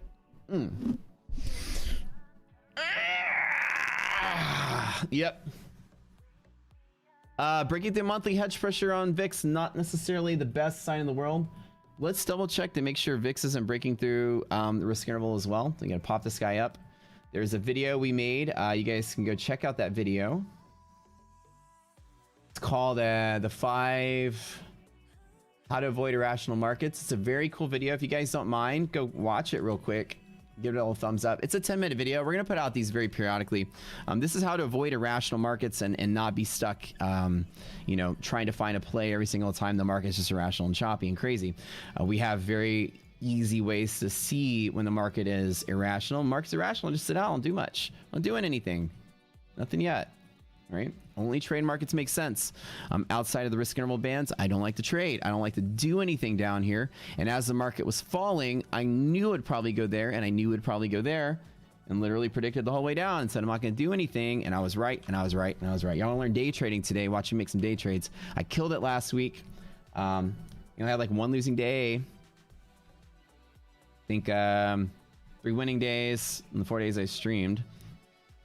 So as the S&P is trading down, we know a bear short up is on liquidity map. I'm going to come to my liquidity map. Bear short up is going to show me where buyers and sellers can be. There's clearly sellers from the south side of hedge pressure. There they were. I'm looking for buyers to maybe appear at monthly, which is where we are here. When the SPY gets to monthly, I consult this yellow number, which is showing me the sum of the rate of implied hedging of the sum of all stocks in the index is negative. If yellow number is negative, then yellow is not expected to be support. So from right here, I already told myself that we were going to break hedge pressure, and I'm not going to buy the dip until we get there. Do we all understand? This is risk management 101. Again, here, I'm not going to long until I get to hedge pressure. And when I get there, I see that this is negative, so I don't expect it to hold. I expect it to break, which it did. And when it breaks, I even already knew another step is that we would break into the irrational side of the market. So putting all three of those, chaining those guys together, I know that right here, that the market's probably going to be down here. So I'm not longing, not longing, not longing, not longing, not longing, not chasing that, waiting, waiting, waiting, waiting. This is how you day trade. Why do you use UVXY and not VIX? Right, great question. We look for anything, and the options on VIX are going to very much reflect each other's risk profile. You have VIX, VXX, UVXY. Pick your poison. We like to look for. There's a reason we choose one here. We're going to tell you all the reasons why we pick it, sort of proprietary, but UVXY is the best choice of the three currently. It has to do with the liquidity of the options chains, and you'll get a better reading the more granularity you have. So, like, why do we use SPY weeklies instead of SPX? Well, because, you know, we get more liquidity in those options. Monday, Wednesday, Friday expirations, you'll get a better read of what the market's doing on a very smaller scale. UVXY, very similar. It's very liquid options chain. We used to use VXX until Barclays stopped issuing new shares. So at that point, VXX liquidity dried up. So you would have the VXX not tracking the VIX. What we like to look for are things that track the index instead of the index itself. There's a reason for that. I can't tell you why, but it's better. There's a reason SPY is better than the SPX. There's a reason UVXY is better than VIX. It'll get you a better read. And here's clear as day. The monthly hedge pressure break on UVXY is an irrational flag. This massive volume spike is predictable by breaking monthly hedge pressure. It's one of our irrational rules. So it is very, very, very, very clean and very accurate, as you see. And that's why we do it.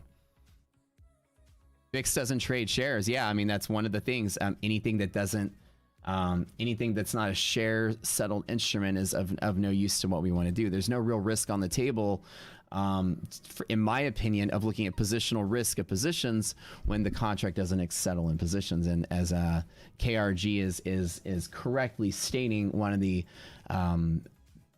main reasons for our choice for that. Aha, wink, wink. You nailed it. That's it. Anything that's a cash settled instrument behaves more like a swap than it does actual risk on the table. People can hand money to each other all day long, but people can't hold shares. Like, essentially, right, FINRA will tell you any position you have in your pocket, you must maintain a certain level of margin on that position. But FINRA is not going to regulate how much cash is in your pocket. Does that make sense? So VIX itself settling without shares is meaningless to positional risk analysis, right? I mean, it will reflect something, but anything that settles slightly differently, that settles with shares of something, as tradable shares, is always a better reflection of risk. Because if your UVXY goes in the money, your calls, somebody's got to go out there and buy UVXY, which is going to force somebody to go out there and buy VIX futures, right? And that will also work its way into the spot price of VIX, right? So if VIX futures go in the money, somebody's just going to lose a bunch of money. That's it. Nobody's out there shuffling positions in a circle to acquire the other side of that trade in case it gets exercised on. That is one of the reasons. And KRG will understand probably why. Yep. We want to look for forced hand buying or selling of the underlying. That's what hedge pressure wants to do.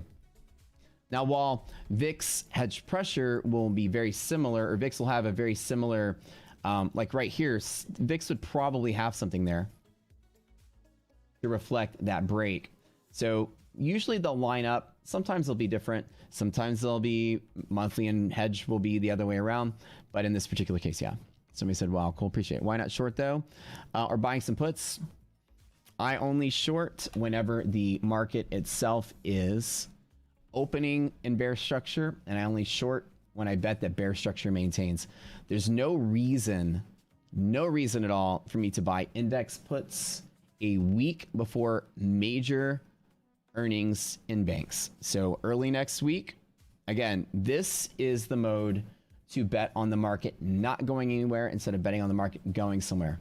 This lead up into earnings, it's silly to buy puts at the bottom. It's silly to buy calls in the chop. Every single piece of what I'm seeing today is telling me to take a longer bet for the long haul to bet that we don't lose bull structure because we open with bull structure. The market's dipping a little bit. Is this an entry point? Possibly for me. Am I going to bet that the market's going to rally from here? Not until earnings, right? So there's no real mechanism for the markets to move until next week at least. So today's the 10th, right? Going into next week, you'll see that I think it's on maybe Monday. Actually, I think it's even sooner. I think it's this week. Actually, I think Wednesday. Oh, let me double check. Don't quote me on this, but I think it's Wednesday. Major banks. No, Wednesday's Pepsi. Thursday, I think, is bank. So essentially this week, we have some pretty good earnings coming up. No, that's TSM on Thursday. Is it tomorrow? No, tomorrow. Maybe it's Friday. I think it's... I'm just going to pick every single one of them until we find it. Maybe it's Friday? Ah, there it is. Friday. Okay.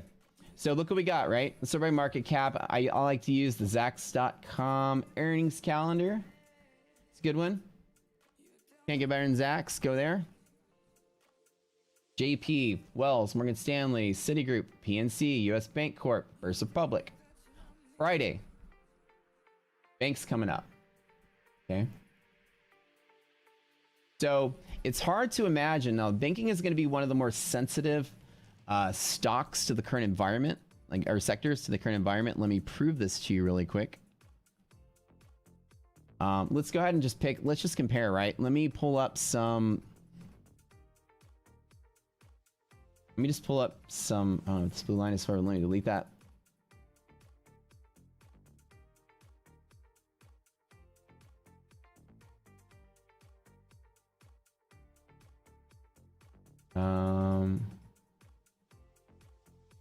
Let me go spy.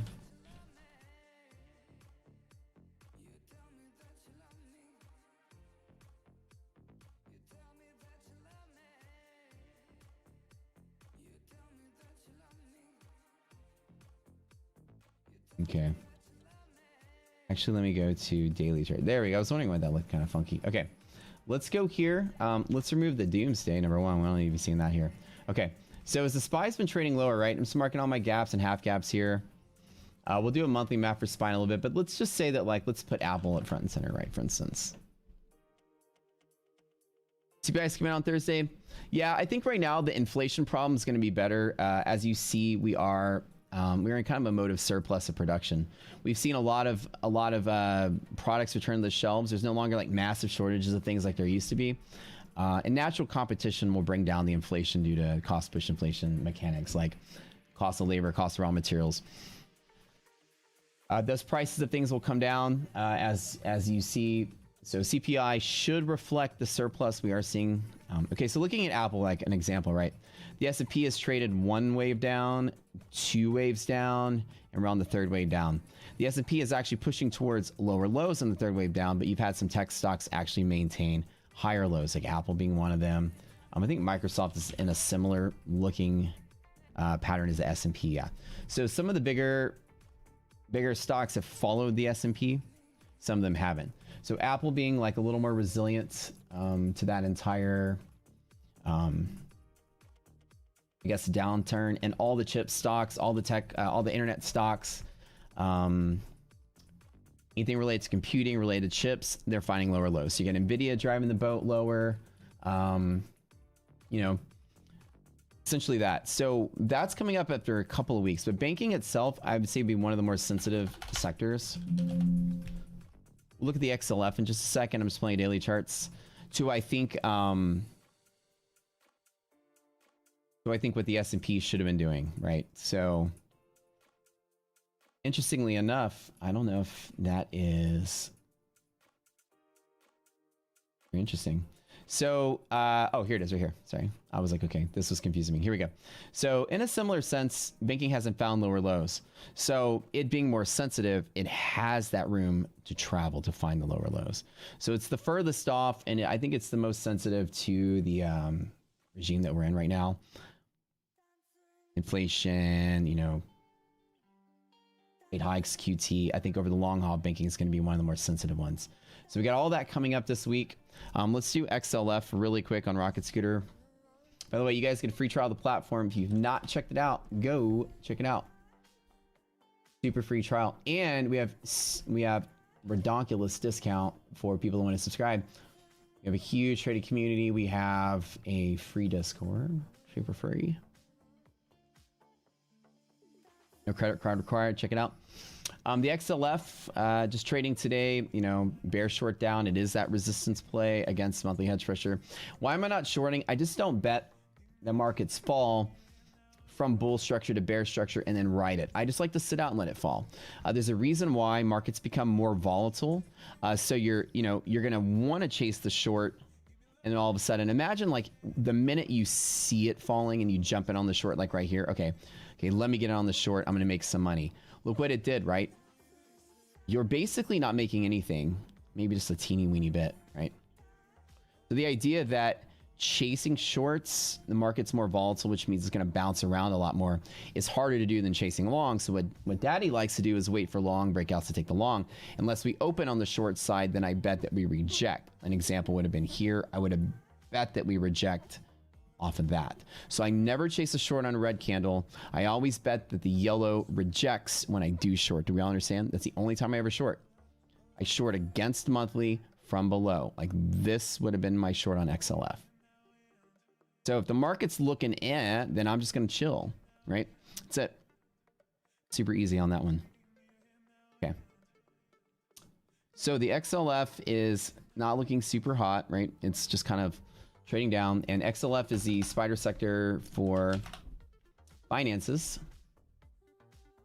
Friday is going to be a big day for that. Let's draw ourselves a monthly map.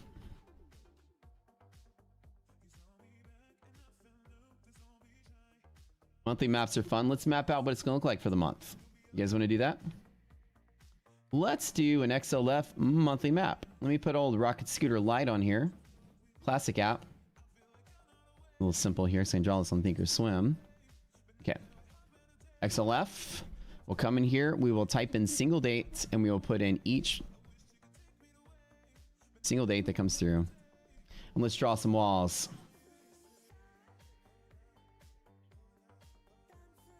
$30. So this is going to be on the 14th. So let me go to like a 4-hour chart just to kind of zoom in on this. Friday will be right here.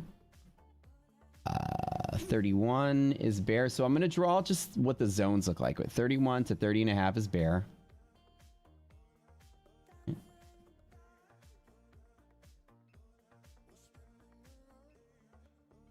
And 32 is bear. So you can see that we are in a very kind of consolidated range between bull and bear side. 31.5 is bull. Be really nice and so you have a bull wall, a bull zone, and a bear zone like this. We call those illiquidity pockets, right? Down here, there's a liquidity pocket. So market has found liquidity, as you can see.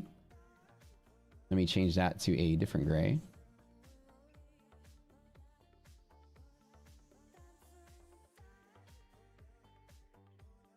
Okay. So this is a rapid breakout area from here to here, resistance from here to here. Inside of here, this is called mean reversion. The market is really kind of stable, I'd say, inside of this range. And you'd expect that going into earnings. You're not going to expect breakout runs this close to earnings, I would say. So that's a monthly map for the 14th. Let's look at expiration for monthlies themselves. Pop those guys up here, and let's just see how it's changed, right? So I'm going to put the same thing over here. Monthly map is awesome. This is my favorite thing to do. This I plan all my investments and swing trades, literally just like this.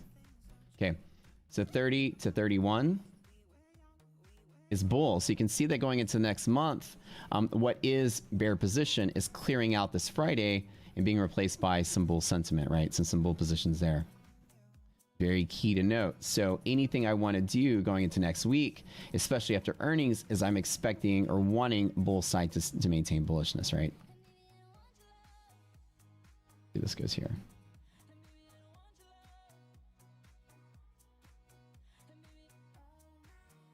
So ideally, right, any selling from here, I'm expecting a hook from there. The next liquidity pocket to the downside of any negative earnings you can see is 28 and lower. So when I do my analysis, right, I'm trying to look for price targets, at least for the long haul.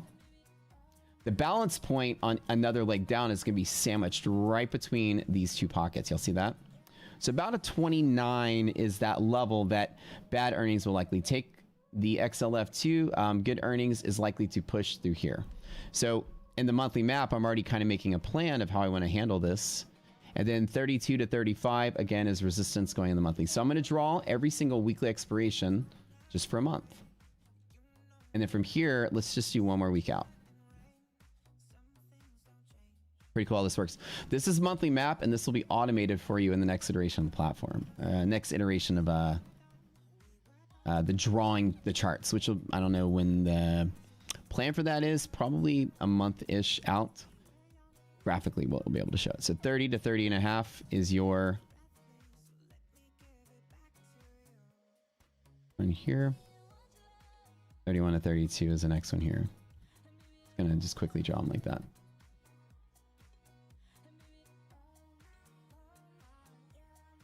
And that's 27. Now, what I like to do whenever you have a big gap there is I like to go over here and click manual and just really zoom out and see like granularity, what's between 30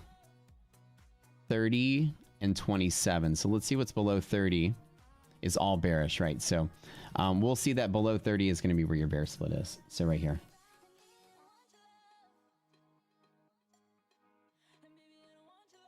So right at the next strike is 29.5. I'm going to put this as just bear setup. Okay. So let's do this. 29.5. And I'm going to repeat the same thing over here just to kind of dive into that gap a little bit more and just get some granularity on that guy. It's pretty much the same setup, all kind of bearishness here. So I think below what 30, we do manual, it's down in here. Okay, yeah. So these are the only bull supports that we can really find. So a monthly map, the way that it works is really cool. Let me just pick some colors here. Let's do green for bullishness. So if I'm trying to look for a long target, right, I'm going to look for where that bull support is, right? I'm just kind of draw a zone and just call it bullishness, right? So for the next 3 weeks, you have bulls comfortably sitting here, right? And these are, in our technologies, only look at market maker positions, remember. So these are market makers trading against real bulls and real bears against these big one-sided positions, right? This is bull, this is resist. So like inside of here, there's a possible oscillating wave up, but any breakthrough resistance is the breakout range I look for. So, down here. And wait, let's see what this week looks like. I forgot to do this one a little bit lower. Let's see what the 14th looks like for 29 and lower is all, okay. So same thing. So 29 and lower down here is all resistance as well. So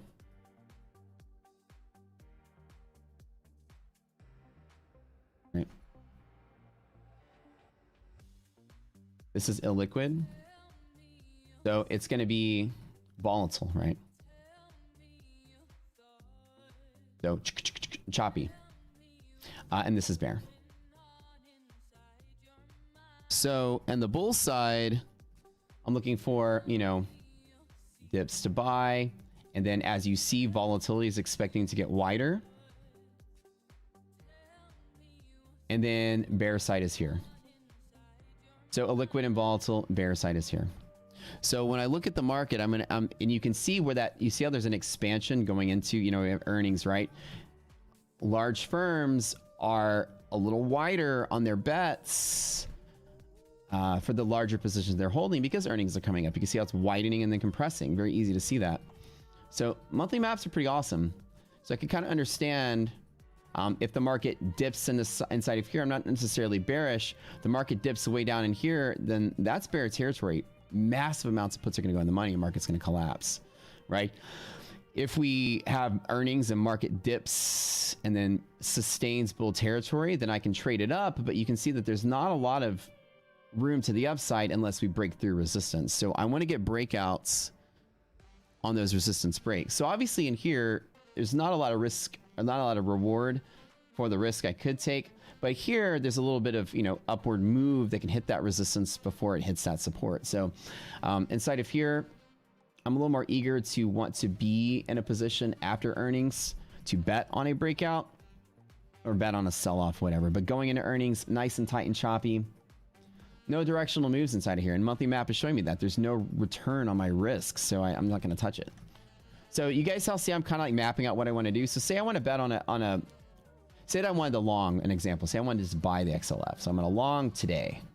And I want to buy some puts for a month. Well, the worst case scenario is that this is where the bear side starts here. And this is where the bear side starts there. So clearly this is my worst case scenario for that kind of bull bear break point here. So if I want to go a month out, 28 puts are way to go, right? 1 month. If I'm long and I want some protection, well, the puts are cheap. Earnings can come through, market can dive, so I've guaranteed a stop loss when 20 and 31 is about like 3% or less to go. But I've also bought them when they're cheap, and that delta will kick in very rapidly, and I might only lose like 1% or less on the trade as those options will kick in. Those puts are cheap, so they'll expire worthless in case we do rally, which is what I want to see. And then, of course, if I wanted to sell puts to pay for them like in a credit spread, what I would do is I would look for the distance between 30 and 28 equals 2. So I would equal another 2 below. I would sell 26 to pay for it, and I would sell them much closer to now, because going from 31 to 26 by Friday on earnings would be very massive drop, and it'd have to pass through tons and tons and tons of support to get there. So there we go. I can sell a vertical put spread to pay for the puts I want to get out of my long. I can do the opposite true. If I was shorting the market and wanted to cover, then I need my calls in the most conservative place, which would be right there. So if we break through here at any point in time, same thing. I can buy 32s and sell 34s to pay for it. And that's how I do my credit spreads. I can sell those 34s for Friday and buy those 32s for, I don't know, the third Friday of November, the 18th. Very simple. That's how I do it. Not simple, but easily explained. So I know it seems like a lot, but what I do is I can actually plan out where I'm going to put my puts and calls based on the worst case scenario of what you see on the charts. So the worst resistance, the worst support, that's where I want my protection, right? Is that monthly map. So ideally, right, market's going to start fanning out in volatility as those earnings are Friday, right? So you can see that there's people in calls, there's people in puts, there's sporadically all over the place. A lot of shifting is going to happen on Friday, and then volatility is expected to ramp up over the next week, probably because we have other earnings coming through, and the VIX itself is going to be looking a little booty. How do we know? Well, let's go to VIX futures, right? Next step before we kind of take a little break here is that on VIX futures is already trying to price in future volatility, and as you can see, VIX futures are already ramping up to reflect that expansion of that range we already showed. So this is a little bit about how trading and market actually works. You can see that as you know, VIX is trying to price in the third Wednesday of the month, which is going to be the 19th. That's when options on VIX expires, so futures are going to reflect. That's like the biggest change in VIX, I'd say. So you can see that going into that, which Wednesday, which is right here, on here, that volatility is, you can see that we're physically getting wider on these ranges. So VIX futures right now is likely going to reflect that positional risk across the board right now. And you're seeing VIX futures climb up, right? So why is the market becoming more volatile right now? Well, because you can see 2 weeks out, the spread where those balance points are is wider. So we're going to get like a week ahead of that. And VIX futures tries to trade it in first. It's pretty cool, right? So you actually see why markets move. And it's a little bit maybe different than what you're used to seeing. But why are we volatile today? Well, because futures pricing in future volatility. All right. We are going to take a little bit of a break. I will be right back. And y'all don't go anywhere. Chill for a minute. Love y'all. Go to rockstudio.com while you're hanging out here. Get that free trial. Go to the Discord. And also do me a favor while you're here. Just like the stream below. Give it a like. Give it a share. Give it some love. Appreciate you guys.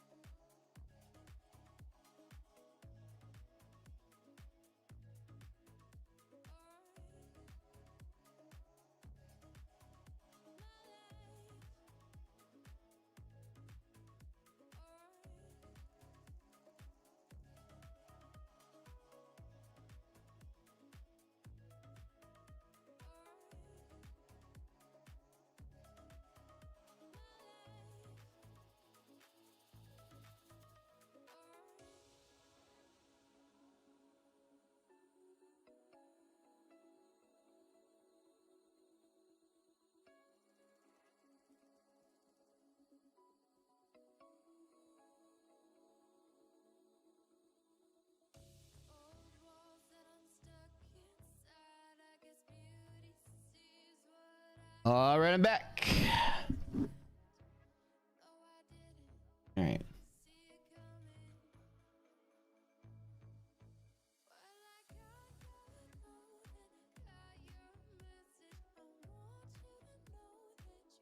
Yeah, debating if I want to do anything or not. I don't like the fact that the VIX is climbing. We have broken monthly hedge from VIX. It's always a sign. This is always a bad sign, right? Spontaneous volatility, never the best regime to trade. You could have the market immediately collapse at volatility. Not ever a good sign. UVXY, let's put that on the monthly.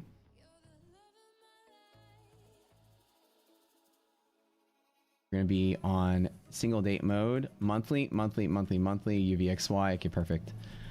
We are in bull territory. Remember, bull walls are never the best thing on VIX. This is always really bad. Breaking monthly hedge are always really bad. And what 13 and a quarter, there is no resistance on VIX. That volatility is scary at this point. I didn't expect the market to become so volatile going to this earnings season, but I guess with CPI coming out on Thursday, it's Thursday. Let's check the calendar really quick. Let's see what else is coming out. We obviously have another jobless claims.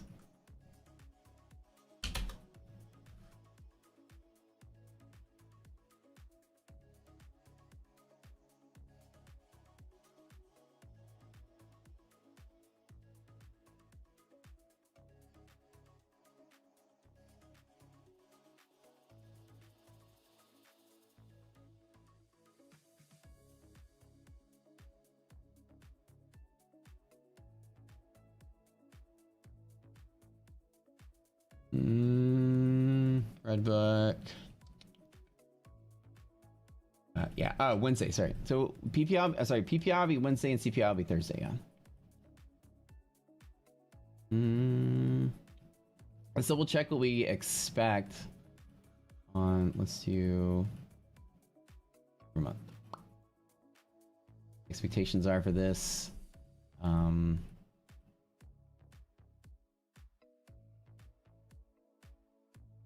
Month over month change. That we're gonna look at the year over year in a second. Just look at the month over month change. The forecast is that it's going to actually go. The change is actually going to go up. Like we're experiencing inflation again.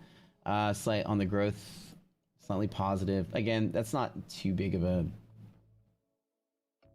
Here we are. This is the metric you hear people talk about. I guess the longer term year over year change. Perspective of consumer for like over the course of the year, you can see that once we got close to 9, you know, last year a lot of us were predicting we were going to get past 10, right? The change got to like 9 back in July. Wait, hold on. Yeah, July, August, September. Both of those ticked down, and of course the forecast is that it's going to be very much similar and somewhat unchanged. I'd like for that number to come in as a beat. Like I said, we're in a surplus. You can go to any store right now, and the shelves are not empty of your favorite things. You might see some things, you know, seasonally out of stock. I guess kids are going back to school. You might have a hard time finding, I don't know, school supplies maybe. Or, I don't know, Adderall. I heard about that. There's an Adderall shortage in September that happens because of kids going back to school. So sometimes you have shortage seasonally related to that. But in all honesty, in general, for the most part, you're seeing a production surplus where things are starting to, you know, hit the shelves again and prices are coming down, which will be in the CPI 3 marks. The next one, if it's expected to be flat or better, maybe we'll see Wall Street respond to that. I think so, but in general, I think that besides the traders reacting to the short-term news, I don't think Wall Street is really making major decisions off of that. I think my thesis is going to stand still on the idea that everyone's looking for Fed to take action, and Fed's only going to take action as long as the jobs market seems safe.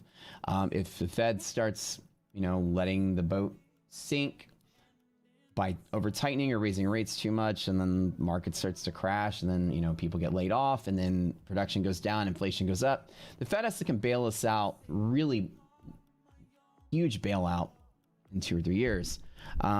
Much riskier than putting a little bit of weight of liquidity on their shoulders now.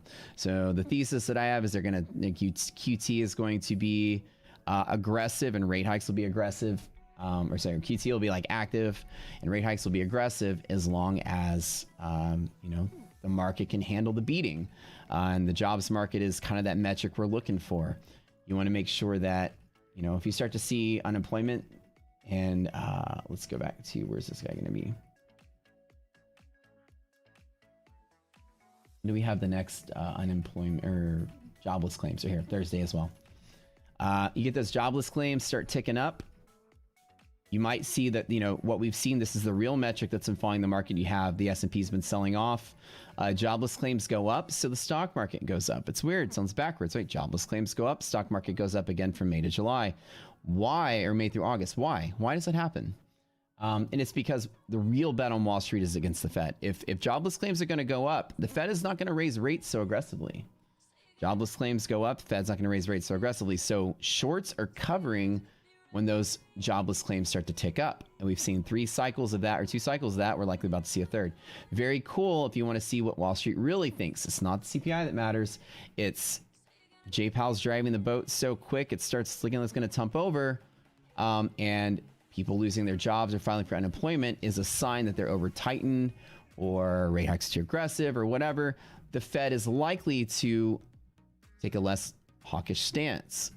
Jobless claims are going up because that's the talking point. That's why as a trader you get like 4 or 5 steps ahead of what you think is going to happen and why Wall Street's really paying attention. So from January through April, or I say January through like March, I guess, we saw jobless claims tick up, and you would think that that's really bad for the economy, and it is. But the delay on the economy is months out, or the delay on the market is months out when the quarterly earnings start to reflect the lack of jobs and production, right? So you're not going to see that immediately, but you will see from that period of, what was it, January until April, or March, January through March. What did we see, right? SPX.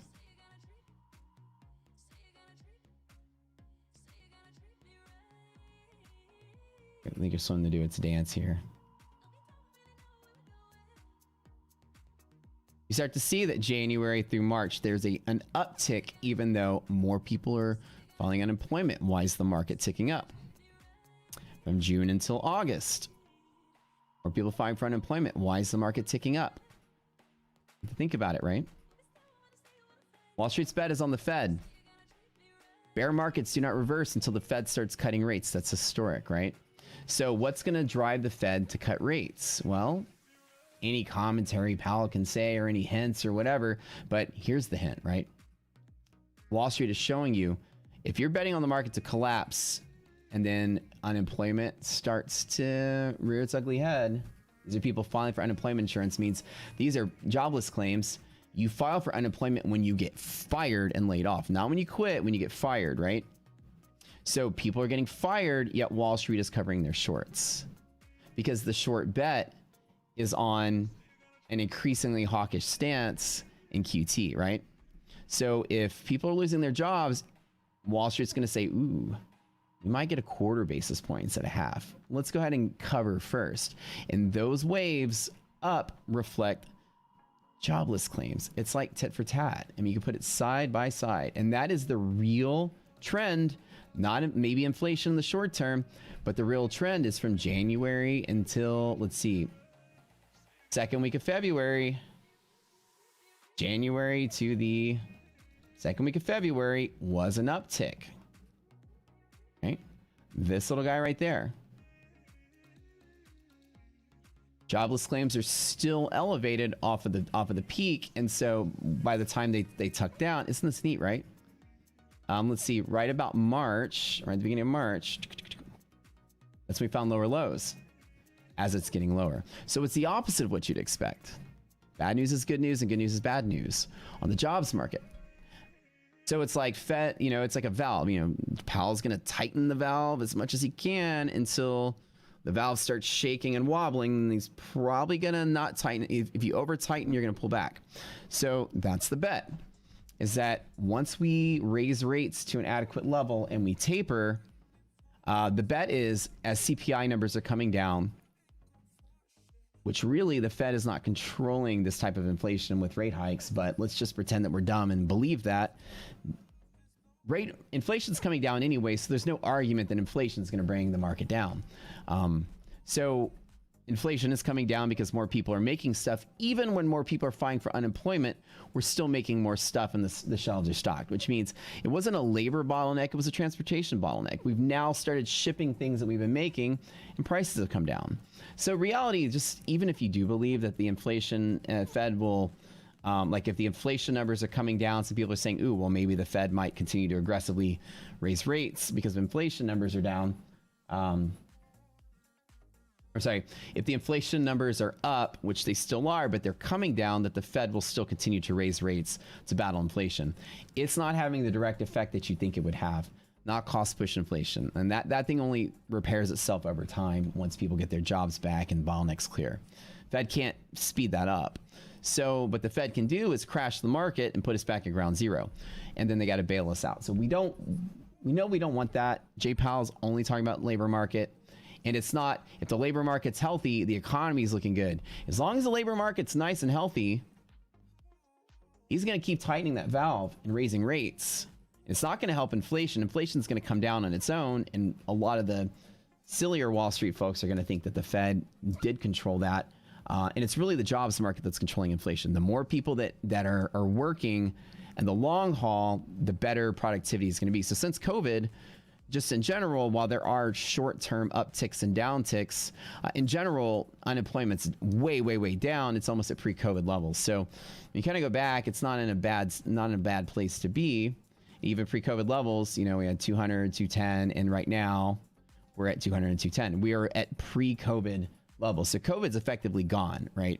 For jobs market effects. Like I say, COVID's still here, but I mean, like COVID causing people to be furloughed, whatever equilibrium we've hit. So now this is a direct reflection of the state of the economy, not people getting furloughed because of COVID, right? So that part of the market's over.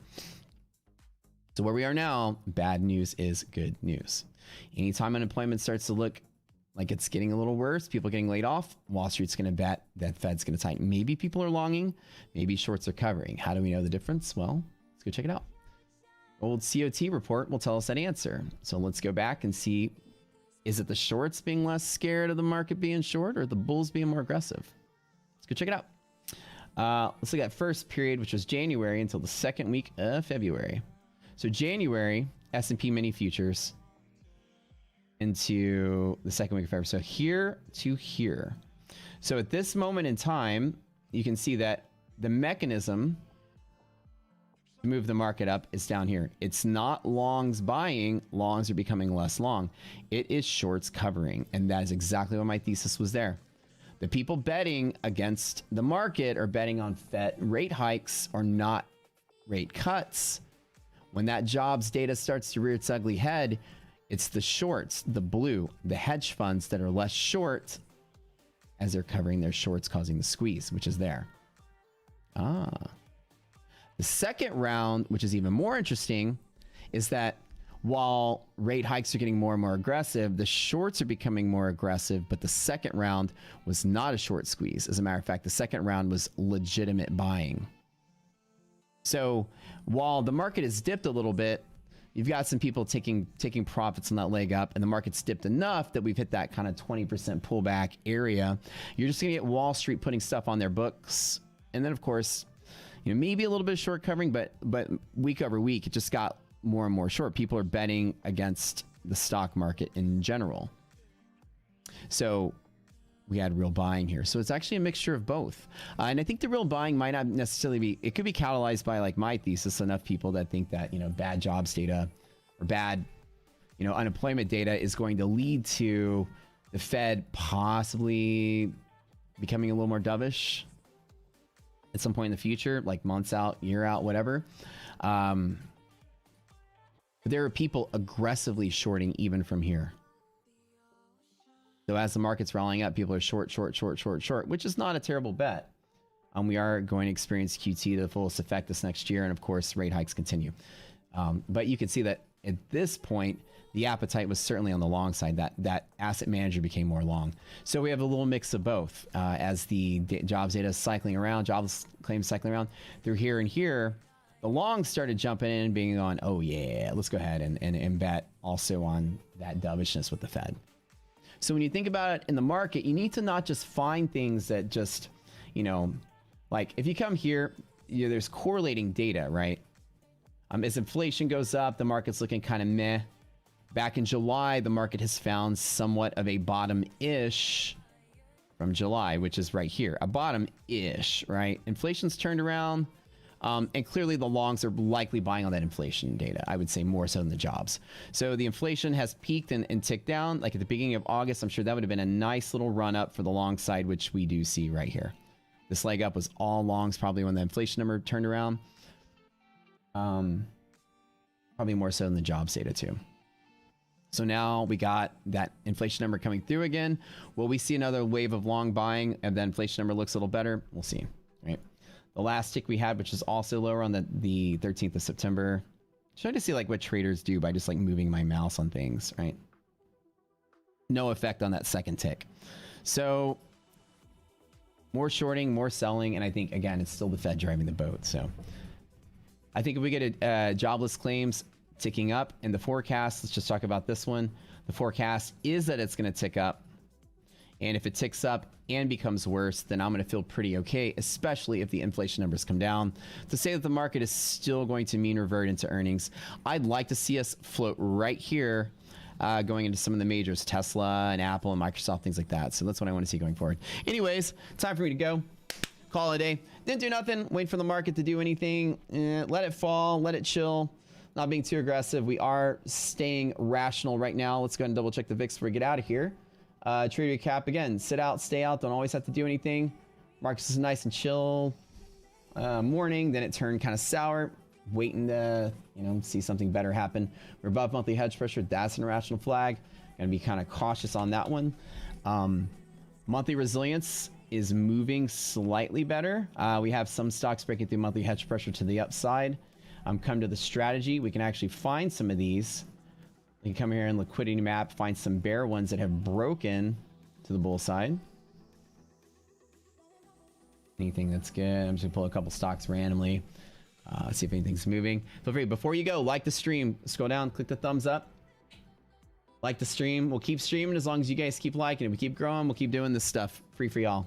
Love it. Yeah, so again, some stocks are starting to rescue themselves and trade a little bit higher. Mean reverting. Let's double check this. Leo.